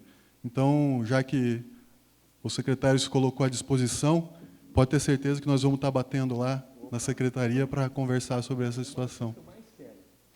Não, vamos sim, com certeza. Inclusive, eu vou levar a Roberlane junto para ajudar, né? Vamos. Tá bom. Tá, vou passar a palavra aqui. Boa tarde. A minha pergunta meu nome é Eliane, sou professora da Universidade Federal do Paraná. E eu gostaria de fazer uma pergunta ao secretário Renato, né? Quando ele fez aquela fala insatisfeito com o tempo dos estagiários dentro das escolas. Então, falando pela área de Química, da licenciatura em Química, no curso noturno, nós temos todo um planejamento do tempo que eles têm que estar junto conosco na universidade e do tempo que eles têm que estar nas escolas desenvolvendo estágio. Então, no turno noturno, né, que é a disciplina de 90 horas, eles ficam, em média, de 56 horas na escola, sob supervisão nossa e do professor regente no colégio, né? E do turno diurno, que é a disciplina de 60 horas, eles ficam, em média, de 40 horas na escola, sob supervisão semanalmente. Então, há uma necessidade maior ainda. Acho que não pode se generalizar que todas as licenciaturas essa insatisfação geral, porque existem cursos que têm um planejamento no semestre. Então, 60 horas, 40 horas são feitas sob nossa supervisão na escola. E de 90 horas, são 56 horas por aluno. Nessa disciplina. Nessa disciplina. O que eu teria para construir em cima do seu comentário é o seguinte: esse tempo que ele está na escola, para a gente, não precisa aí talvez aumentar a quantidade de tempo, mas qualificar o tempo. Então, ele está em contato com o aluno ou não? Sim, direto. Ele tem todo um planejamento do que ele deve fazer na escola. O professor recebe... Primeiramente, a gente se apresenta na escola, o aluno leva uma carta de apresentação, onde consta as atividades que ele tem que fazer. Há um contato direto da professora supervisora da universidade, junto à orientação pedagógica, direção e professor da disciplina de Química no colégio, e é apresentado todo o nosso planejamento de ação, nosso plano de ação. E, semanalmente, a gente está nas escolas acompanhando, e o aluno está dentro da sala de aula, acompanhando todo o dia do professor na escola, aquele período. E tem todo um planejamento de supervisão na escola, né, de documentos que ele tem que consultar, conhecer a estrutura e funcionamento, o histórico do colégio, todo um planejamento de aulas de acordo com o currículo do professor. Então, não vai nada pronto da universidade para lá.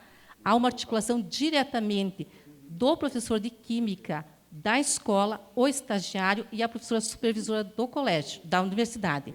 Então, há essa articulação. E a nossa supervisão é semanalmente, aluno por aluno. Então, acho que a gente não pode generalizar que não há essa insatisfação geral, né? Outra pergunta que eu quero fazer também, outra colocação, que o professor colocou assim, acho muito importante essa questão da tecnologia. Na metodologia do ensino de Química, nós já fazemos a inserção junto aos nossos alunos com as metodologias ativas, né?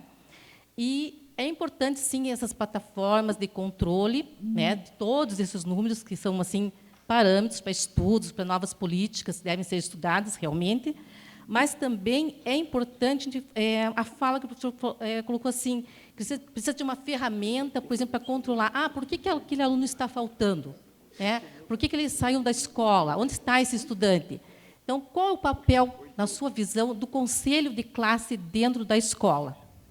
Qual o papel dos professores que estão no conselho de classe? Porque nós temos que se preocupar com o professor, com o gestor, com o diretor, com o pedagogo, com o pessoal da supervisão na escola. E também diretamente com os professores da universidade. Então, qual o papel do conselho de classe? O aluno, ele sai por diversos motivos. Como eu gosto de ver, alguns motivos a gente pode ser a melhor rede do mundo, com os melhores profissionais do mundo, que a gente não vai conseguir trazer esse aluno de volta. Às vezes a questão do aluno é muito grave, uma questão familiar, trabalho, e por melhor que a gente, mais eficaz, a gente não vai conseguir.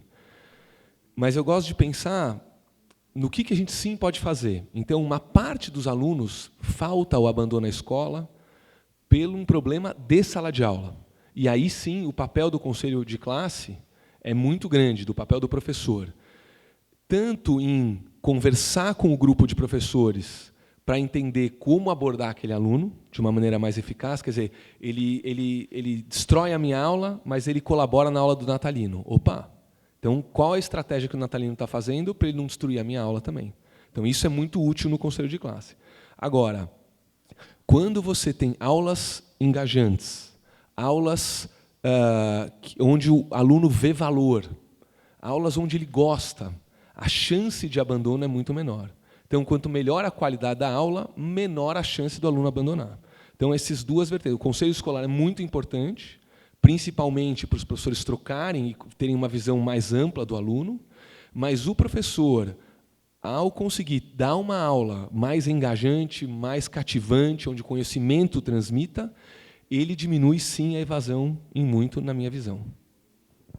Eduardo, permite, perdão, eu vou aproveitar a fala da senhora para trazer alguns elementos para ajudar no debate. Primeiro, eu vou reportar de novo as habilidades socioemocionais, porque as habilidades socioemocionais remetem aos professores entenderem, a senhora é professora de química, se eu entendia isso, é que nem todos os seus alunos serão químicos. Aliás, uma grande porcentagem deles não serão químicos. Não é? O professor de matemática entender que a grande maioria dos alunos dele não serão professores de matemática, não serão matemáticos. Não é? E aí eu vou remeter ao jeito Harvard de ser feliz, que explora muito bem isso, que diz que só 25% do nosso sucesso na vida vem daquilo que nós somos bons, daquilo que a gente sabe fazer. 75% vem desse conjunto que nós envelopamos e chamamos de habilidades socioemocionais. Então, aí já fazendo o link, né, com a sua pergunta para o Conselho, eu acho que o Conselho tem esse papel, exatamente de explorar. O Froelich, né, o pedagogo alemão, disse que a educação consiste menos em enfiar coisas na cabeça dos alunos e mais em tirar dele o que ele tem de bom. Né? E aí eu vou finalizar, a senhora falou que os alunos fazem 40 horas de vivência, né? 40 horas. Me parece que a senhora está defendendo um bom número, né? Bom, quando eu fiz a formação técnica, meu estágio teve 340. A senhora reportou várias atividades que o aluno faz sob supervisão, e tem que ser sob supervisão, e a vivência, e a aula. Quando é que ele dá aula? Quando é que ele experimenta? Quando é que ele... Né? Então, eu acho que aí a gente tem, sim, espaço. Lá em Santa Catarina, quando eu trouxe a provocação, a gente foi numa escola de IDEB 0 em matemática. 0. Os alunos daquela escola tiraram 0 em matemática. E aí nós perguntamos para a gestora, o que a senhora está fazendo para melhorar o IDEB de matemática da sua escola? E aí nós fomos na universidade dizendo, como é que vocês podem nos ajudar? 2 meses depois eu voltei para lá e estão trabalhando juntos. Os alunos da Uniplac, como os aras conhecem, Lages, estão indo lá nessa escola. A gente tem certeza que o IDEB vai melhorar. Eles estão tendo vivência, eles estão ajudando, eles estão não só falando com os alunos, dando aula, ajudando a dar aula de reforço, como ajudando os professores. Então, acho que é um pouco disso que a gente está falando, né, dessa necessidade de trabalharmos cada vez mais próximos e unidos, porque a causa nos une, e nos une com essa força de coesão que nada vai poder separar. Obrigado. Bom, nós já estamos com o nosso tempo no professor, limite. eu posso só fazer mais uma questão rapidinha? Tá. Na verdade, a minha questão era para o Renato, né, o secretário. Mas vai servir para o secretário. Vai retornar, nós não vamos poder... Não, mas vai servir para o secretário Natalino. É porque a gente ouve assim... A senhora poderia se identificar, por favor, só para a gente saber? Meu nome é Neuza, eu trabalhei 34 anos na educação básica e agora eu estou como professora da Universidade Federal do Paraná. Tá, desculpa, professor. É que a gente ficou apavorado aqui para poder falar tudo e não perder. Então, assim, o professor falou... inclusive, o secretário falou bastante do IDEB, do SAEB e tal, fica toda essa preocupação em saber como que está o aluno, se ele está frequentando, as notas, as avaliações, enfim. Aí a minha pergunta é assim, mas onde é que fica a preocupação com o professor?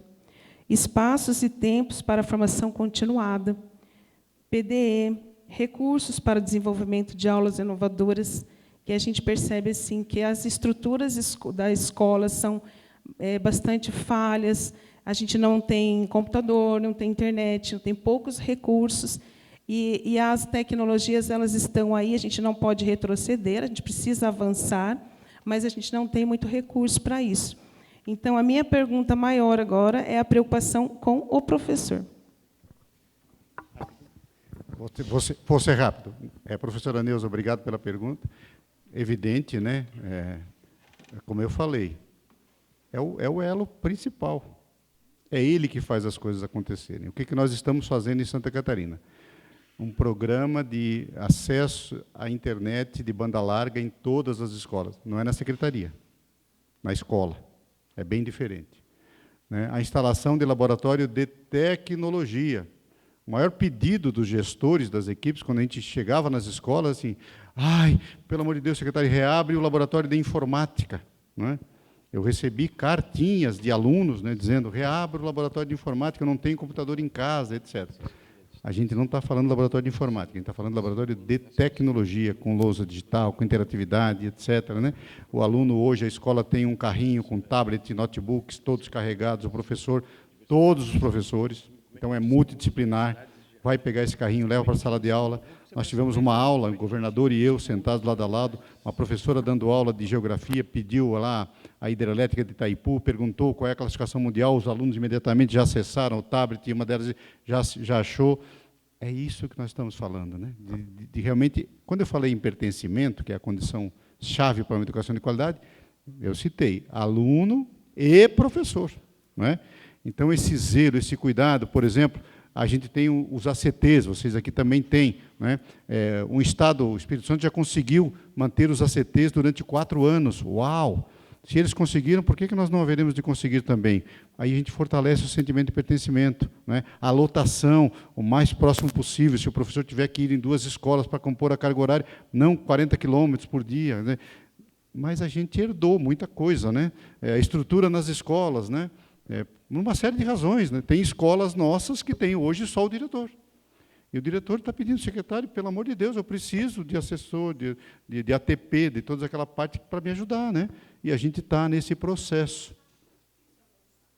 Sim, porque aí são as condições que nós falamos. Né? Evidente, e aí todos vocês sabem, né, que as decisões, infelizmente, né, não dependem só do secretário da Secretaria de Estado da Educação. Não é? Quando a gente fala de reajustes, dessas questões todas, aí envolvem outras pastas, Secretaria da Fazenda, e etc. Casa Civil, tem todo um contexto, né? Mas eu acho que, falando por Santa Catarina, né, o nosso propósito é sempre, e tem sido desde o início, né, das minhas primeiras falas, de darmos aos professores todas as condições para que ele faça bem o processo de ensino-aprendizagem. Né? Já falei, a remuneração evidente, todo mundo sabe, é fundamental, é importante, mas não é a única forma de nós termos professores engajados com um sentimento de pertencimento fortalecido. Bom, eu vou passar a palavra... Muito rapidamente, Eduardo. 3 perguntas. Vai ser difícil, né? Meu xará, professor Eduardo, da Universidade Federal de Pelotas, eu vou ser muito breve. Eu não compreendi bem, professor Moza, qual é o seu posicionamento em relação a essa mudança naquele gráfico em que aparece diminuindo a formação presencial das licenciaturas e aumentando a formação das universidades em AD, e em que medida essas cobranças que estão sendo feitas, essa reestruturação para as presenciais, elas se estendem para as universidades à distância. Segunda, muito rapidamente, várias coisas do que o senhor diz sobre a formação e as metas de formação dos professores dizem respeito a questões que envolvem humanidades. Como nós podemos incentivar os nossos estudantes a buscarem a formação das humanidades, visto que agora elas não são mais obrigatórias? E a última, no que diz respeito a recursos, eu concordo. Está ruim? Vou falar assim. Não é que eu não vi, não. É que eu não entendi. não entendeu. O som está claro, mas ele não entendeu a formulação. A formulação da pergunta, professor, as humanidades não são mais obrigatórias agora, inclusive, né? Não são mais obrigatórias. A gente tem que estimular os estudantes que escolham caminhos para fazer humanidades. Quais são caminhos para fazer esse tipo de estímulo? Tá? E terceira coisa, claro que recursos, nós temos que cuidar muito bem do nosso erário público e dos nossos recursos, e nós fazemos bem isso nas universidades, apesar da campanha que se faz hoje em nível nacional contra isso. Mas, estranhamente, né, nós estamos hoje praticamente fechando as portas e nós escutamos do nosso... Isso é só uma observação. Nós escutamos do nosso ministro da Educação que parte dos recursos que viriam para as universidades, isso se tornou público, né? Ele falou, foram destinados ao pagamento de emendas parlamentares para aprovação da reforma da Previdência. Isso é só uma constatação. Muito obrigado. Eu vou passar, então, a palavra ao... São todos de casa, Renato, Eduardo, é todo mundo aqui mal disciplinado no COGRAD. Só para... Não, é que a gente foi provocado aqui pelo professor Moser, então acho que a gente precisa falar algumas coisinhas. Assim, eu vou ser muito rápido mesmo e teria várias coisas que eu queria contrapor aqui, mas acho que eu vou pegar a fala do meu colega da UFPEL, ali, nossa co-irmã, né? Sou pró-reitor de graduação da Federal do Rio Grande, né? Não é a Federal do Rio Grande do Sul. Eu sempre mexo com o Vladimir, né? É aquela que tem navio, é a universidade lá que olha para o sistema oceânico costeiro, mas também olha para a formação de professores. Eu queria, então, acompanhar o que a representante da ANPED falou, né? Na nossa universidade, a gente tem uma expertise de nossos programas de doutorado, todos trabalham a pesquisa, a pós-graduação articuladas com as licenciaturas. Então, esse dado não é verdadeiro. Nós temos muita pesquisa sendo feita, e pesquisa sobre prática, principalmente em sala de aula. Agora, eu queria retomar sua última fala, que eu acho que assim, foi a coisa que mais me incomodou, me deixou desconfortável, que é como nós, e aí eu estou realmente falando do meu espaço, meu lugar de fala da Universidade Federal, que, como foi dito aqui, está às beiras de fechar, né? O senhor deve ter conhecimento, porque o senhor estuda muito educação, que teve um estudo feito pelo Fornaprace, né, que fez um mapeamento de todos os nossos estudantes das universidades públicas federais do Brasil. Hoje, isso varia muito de região para região, de universidade para universidade, mas nós podemos dizer, com certeza, que nós temos 75% a 80% de estudantes com uma renda média inferior a 2 salários mínimos. Esse valor, né, ele aumenta o percentual quando se trata de curso de licenciatura. Posso dizer, porque eu sou doutor em educação, trabalho com curso de licenciatura, embora minha área seja direito, trabalho também com projetos em escola. Então, eu fico pensando assim, como é que nós vamos retirar essa palavra de crise, né, quando nós vemos um aumento, né, de desemprego, um nível galopante de desemprego no país, né? Eu venho de um estado em que os professores da rede pública estadual recebem parcelada há anos, né? Então, como é que nós vamos fazer essa atratividade sem ter investimento público em educação, né? Eu fico sempre pensando, não é o momento da gente realmente encarar que nós vivemos uma crise e que essa crise, aí, dependendo do ponto de vista teórico, epistemológico, a gente teria que fazer uma discussão, né, a partir do Boaventura, que é uma crise que pode ser emergente e se tornar uma próspera reforma, né? Mas é importante a gente ver que, sem esse investimento, é impensável que nós tenhamos, né, uma atratividade de estudantes nas nossas licenciaturas. Então, acho que é importante que a gente veja isso. Então, quando a gente tem cortes de recursos das universidades, principalmente que afetam o financiamento de bolsas, o fim já anunciado do PIBID, que já vinha sendo anunciado no governo anterior. Então, quer dizer, eu acho que é importante também, já que nós estamos nos unindo pela educação pública, né, e o painel defende essa articulação, eu acho que quem está na universidade, seja público ou privado, tem essa preocupação, que a gente, então, reflita. Nós não estamos numa crise mesmo? Então, passo a palavra, então, ao professor Moser para as considerações finais, e a gente vai ter que encerrar, porque senão ele perde o voo agora. Agora precisa parar mesmo. Então, por favor. Bom, foram ótimas as questões aqui levantadas. Eu vou começar já pelo Renato aí. Eu acho que foram questões que vão me permitir. Eu estava preocupado com o tempo, a gente termina sem conseguir, talvez, dar o lado tão explícito como eu gostaria de ter colocado. Primeiro, Renato, quando eu provoquei essa questão aqui da crise, foi muito mais para tentar dar um espírito mais afirmativo, e não dizer assim, não deixar de reconhecer que a gente está no problema e que a gente tem que enfrentar. Eu acho que o problema da gente hoje maior é de outra ordem, no meu entendimento.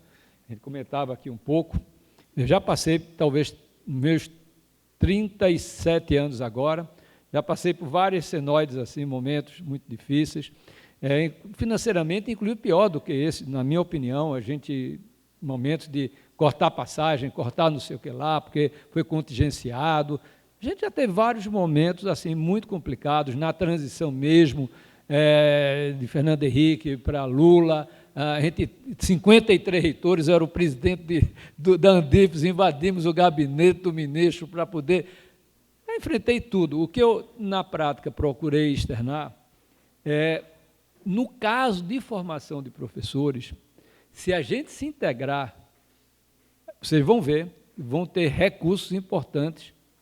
Eu falei só da CAPES, mas ele, o Natalino mesmo, como ele disse, eu estava lá com reitores, o que foi colocado de dinheiro para a formação, foi quando disse a ele, cara, vai tudo isso para a formação. Quando eu fui secretário, eu tive muitos problemas em algumas áreas, mas nunca me faltou dinheiro para a formação continuada de professores.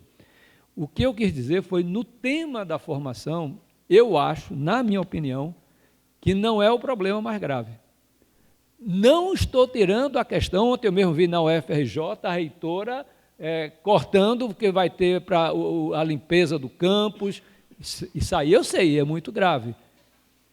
Mas na área de formação, eu acho que a gente está precisando mais se integrar e buscar soluções mais criativas. Foi por isso, naquele campo, eu me referia à formação de professores, não os problemas institucionais hoje, no sentido mais amplo da infraestrutura, tá? Porque eu reconheço que aí é outro problema. Porque eu não tenho como tirar dinheiro de formação, porque está nas rubricas diferentes, e botar, por exemplo, para limpeza do campus universitário, ou para algumas questões de bolsas.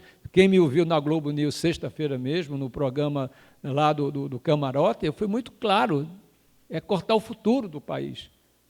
Está se cortando 38 milhões hoje.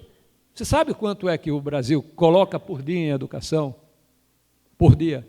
1 bilhão de reais. Junte tudo, dá 1 bilhão de reais. Eu fiz esse cálculo com um conjunto de economistas lá, ele foi buscar passo a passo. O problema é que esse 1 bilhão, ele é muito disperso e nós gastamos, muitas vezes, sem um foco necessário. Mas o Brasil investe 1 bilhão de reais por dia em educação. Então, o que eu toquei foi no campo da formação. A crise das federais, de cortar, não foi 3 chocolates e meio, não, foi 30%, porque você não corta salário, nem dos ativos, nem dos aposentados. Então, foi 30%. 30% de um orçamento em pleno ano letivo é muito complicado. Em nenhum momento eu quis dizer que isso não fosse relevante. Isso é muito relevante e preocupante. Agora, no campo da formação, me desculpe, aí eu acho que tem um espaço muito interessante nesse sentido. Não é? A prática, você também colocou a questão da sala de aula, né? E aí eu entro um pouquinho também no que colocou, foi o Eduardo, em relação à questão do ensino médio e EAD, pontos que eu acho que não ficaram suficientemente claros no tempo que eu tinha, né? Eu procurei. Em primeiro lugar, eu acho que a questão do EAD, eu não sou contra o EAD, não. Eu sou contra um monte de EAD que é feito aí na banguela. Mas um EAD em que... Se você me perguntar hoje, eu acho que tem muita coisa que poderia ser cursos híbridos. Tenho muita informação que, na minha época, eu tinha que buscar lá mesmo na universidade. Eu acho que há coisas que nós podemos fazer hoje, cursos híbridos. Eu acredito nisso. Tem vários estudos e pesquisas, eu peguei uma recente, mundial, mostrando o desempenho dos alunos de cursos híbridos com cursos presenciais.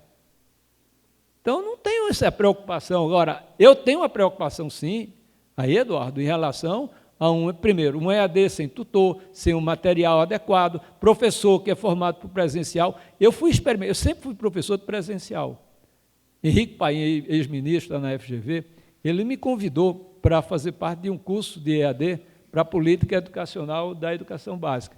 E ele me pediu que eu trabalhasse o ensino médio. Eu levei um coro, assim, eu achava, ele fez, não, Mozart, é um texto de 50 páginas. Cara, eu fiz o texto, a turma técnica lá da FGV disse assim, não, você tem que mostrar, isso aqui tem que ser autoexplicativo, você parece falando para o pessoal presencial. Olha, o que eu aprendi, mas o que me deu trabalho, porque toda a minha experiência foi aulas presenciais, nos meus 36 anos na Federal de Pernambuco, fora os 3 anos na educação básica, que eu participei como professor de Física e de Química. Então, eu não tenho nada contra o EAD, né? Agora, eu acho que tem que ser um EAD equilibrado. Hoje, lamentavelmente, o EAD está sendo um sinônimo de TIC muito barato, de atratividade pelo caminho mais degradante, que eu acho que é a precariedade do ensino, e aí termina quem está fazendo a coisa certinha, direitinha, aí compara o preço de uma com de outra, quando a gente vê que uma tem tutor, tem material didático de boa qualidade, tem aulas que você pode... Então, eu acho que a gente tem que ter algum mecanismo de formar professores para o presencial é uma estratégia. Formar para o EAD é outra estratégia, no meu entendimento. Então, no meu parecer, eu estou também procurando, na medida possível, também, estou sendo muito provocado por alguns conselheiros do CNE para avançar um pouco nessa direção.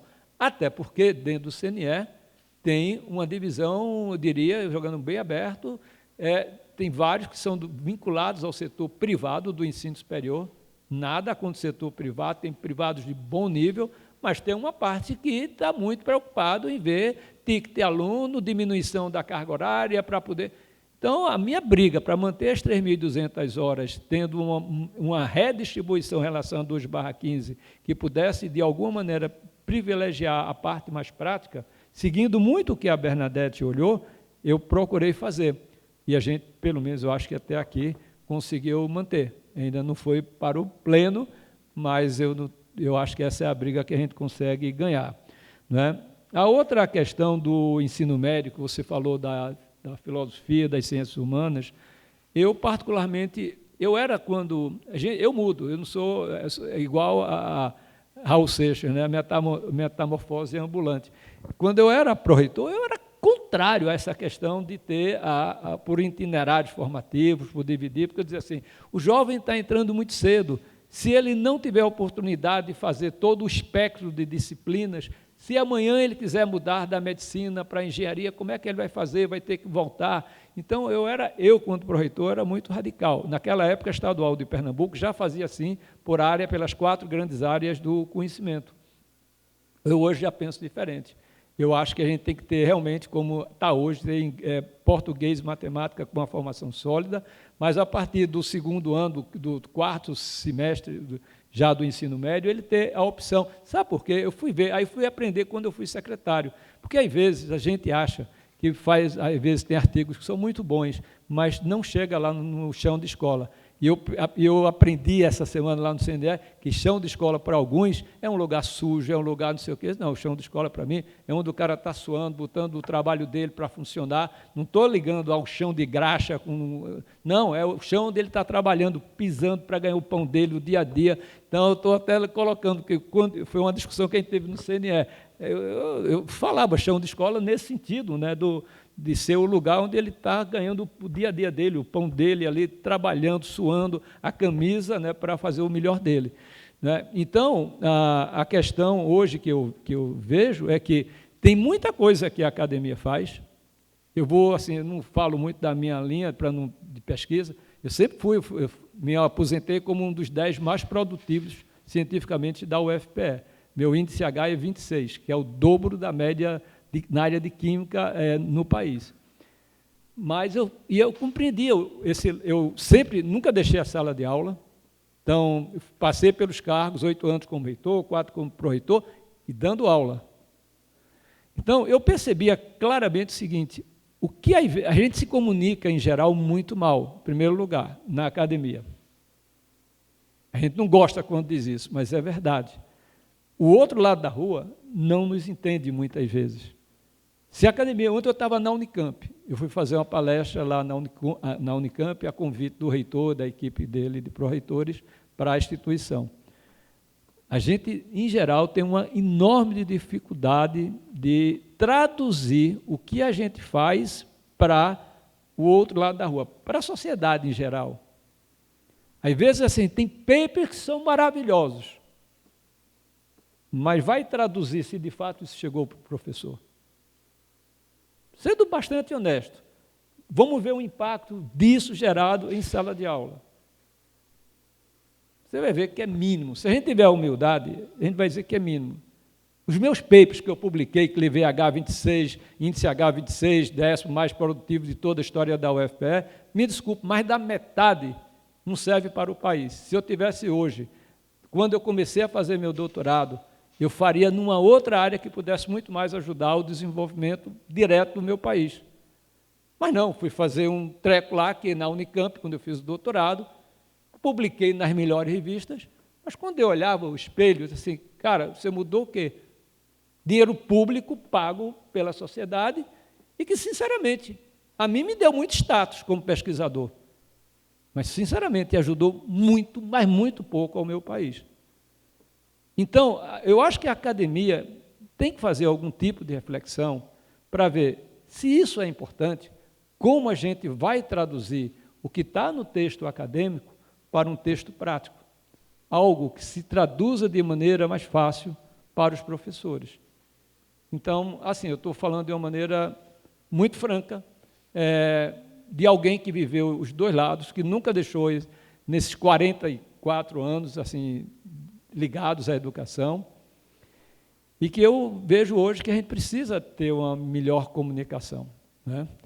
E eu entendo, minha esposa é da área de ciências humanas, né? Então estou sempre muito discutindo com ela. E ela está hoje muito preocupada, ela é da Federal de Pernambuco também. Ela disse, olha, de fato a gente nunca se preocupou com esse negócio de impacto do índice H, você me falava isso, e agora está uma pressão grande, a CAPES está dizendo isso e aquilo. Eu disse, pois é, a gente sempre mostrava isso para você, que eu tinha que publicar muito e tinha que ter impacto. O que é impacto? É citação do seu trabalho por outros pesquisadores. Ela nunca se preocupou com isso. Ela se preocupava em produzir livros e muitas vezes eu dizia assim, ó, filha, teus livros às vezes estão ótimos, mas está ali muito na prateleira. Aquilo tem que, de alguma maneira, ser traduzido para...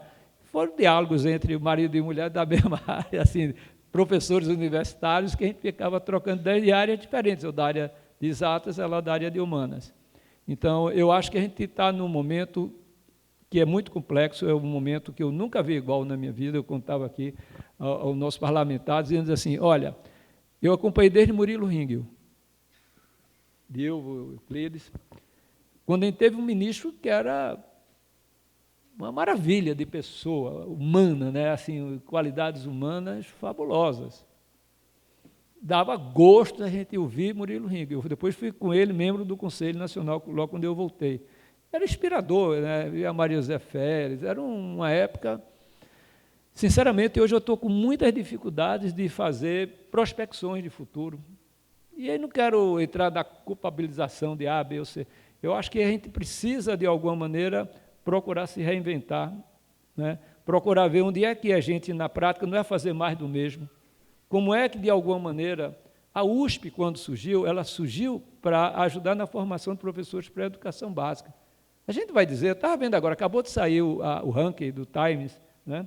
A Higher Education, a USP está em primeiro lugar, foi a única que avançou, a Unicamp caiu, o UFRJ, a maioria caiu nesse ranking mundial.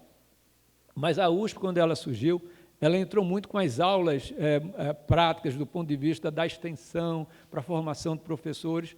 Hoje faz. Eu estava com o pró-reitor, teve lá no Conselho Nacional, que eles estão criando lá também um centro muito vinculado à própria pró-reitoria. Não sei bem, não entendi bem ainda ao certo, mas eu acho que está na hora de a gente fazer, não deixar de olhar a pós-graduação, né? Aí entrando um pouco na Andréia, com quem nós tivemos o prazer de tê-la lá no CNE, a gente está olhando as ponderações da Amped, E, na minha opinião, Andréa, eu acho que a pós-graduação, não estou separando, em nenhum momento, eu sempre dei aula, e aí, falando francamente, talvez seja o vício da minha área, talvez, da química, da física, da matemática, e eu andava um pouco pelo Brasil, principalmente como reitor, sendo presidente da Andif, como pró-reitor na época do Forgrade, e o que eu percebia, e a resistência, acho que os dois vão se lembrar, quando a gente tentou trabalhar as licenciaturas, a maior dificuldade que a gente teve foi exatamente com os acadêmicos. Noite sem dormir, não foi verdade?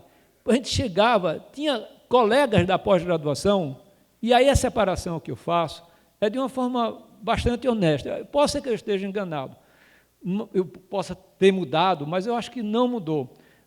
O dia tem 24 horas, em algumas áreas, principalmente em áreas mais do campo da saúde, por exemplo, ou mesmo das engenharias, o prestígio, tem lugares que o cara bota. Eu sou professor da pós-graduação. Eu ficava doente, eu ligava para o cara e dizia assim, você não é professor da pós-graduação, esse instituto não existe, esse departamento não existe. Você é do departamento de engenharia, você é do departamento de saúde mental, você é do departamento de endocrinologia, e não da pós. Muitos assinam artigos de opinião, professor da pós-graduação.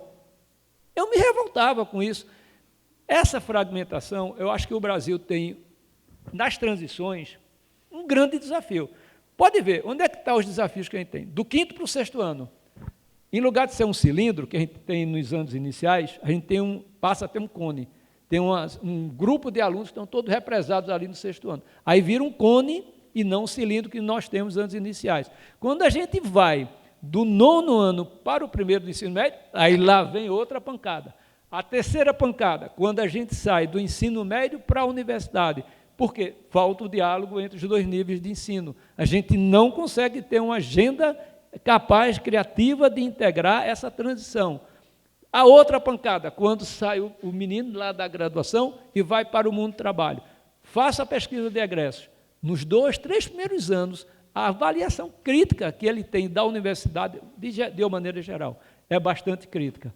E a pós-graduação, que eu acho que a gente termina criando, parece 2 elos dentro da universidade. É o prestígio de quem dá aula na pós e o prestígio de quem dá na graduação. E aí, dentro da graduação, tem outro subprestígio.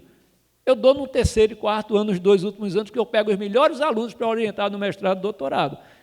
Meus 36 anos, e conhecendo a Universidade Federal e outras, ninguém queria dar aula no 1º ano da universidade. Quem mandava dar 1º ano na universidade era os contratados, os mais jovens, quando deveria ser o contrário, os mais experientes e mais qualificados é que deveriam estar ali. Então, quando eu me refiro àquilo ali, eita mesmo, não, mas tem um negócio, eu vou terminar, porque, André, eu não vou concordar contigo, e não eu só, o Conselho, aí mais o Concede, o DIME, a gente está em debate, está em discussão. Eu entendo que a BNCC, ela traz um conjunto de competências, na nossa visão, que elas não estão dentro da 2/15, e mais.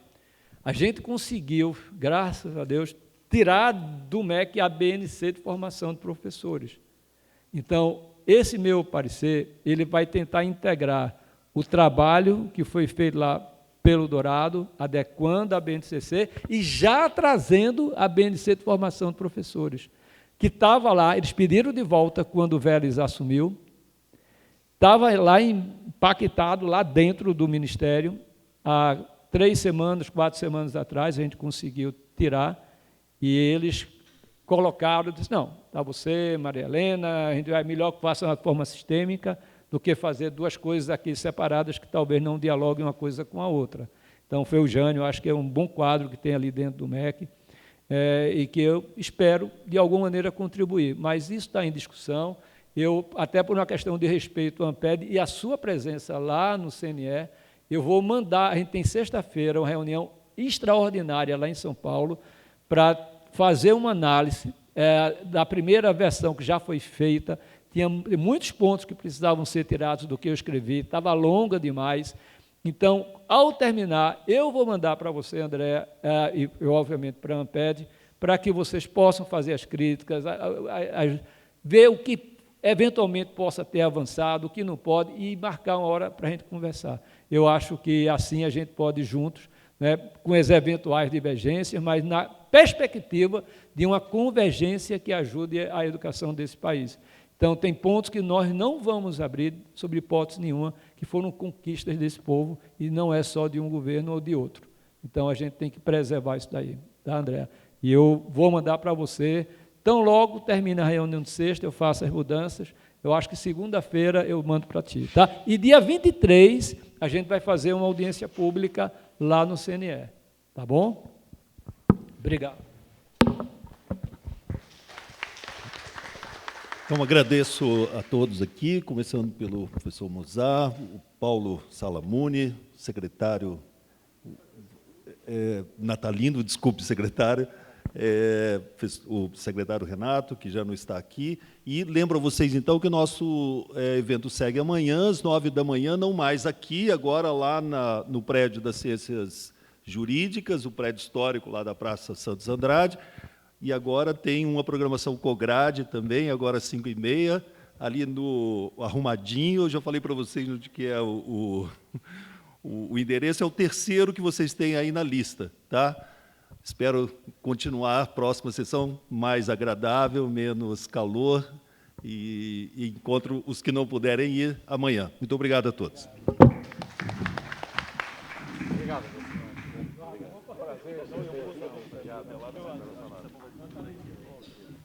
Prazer rever.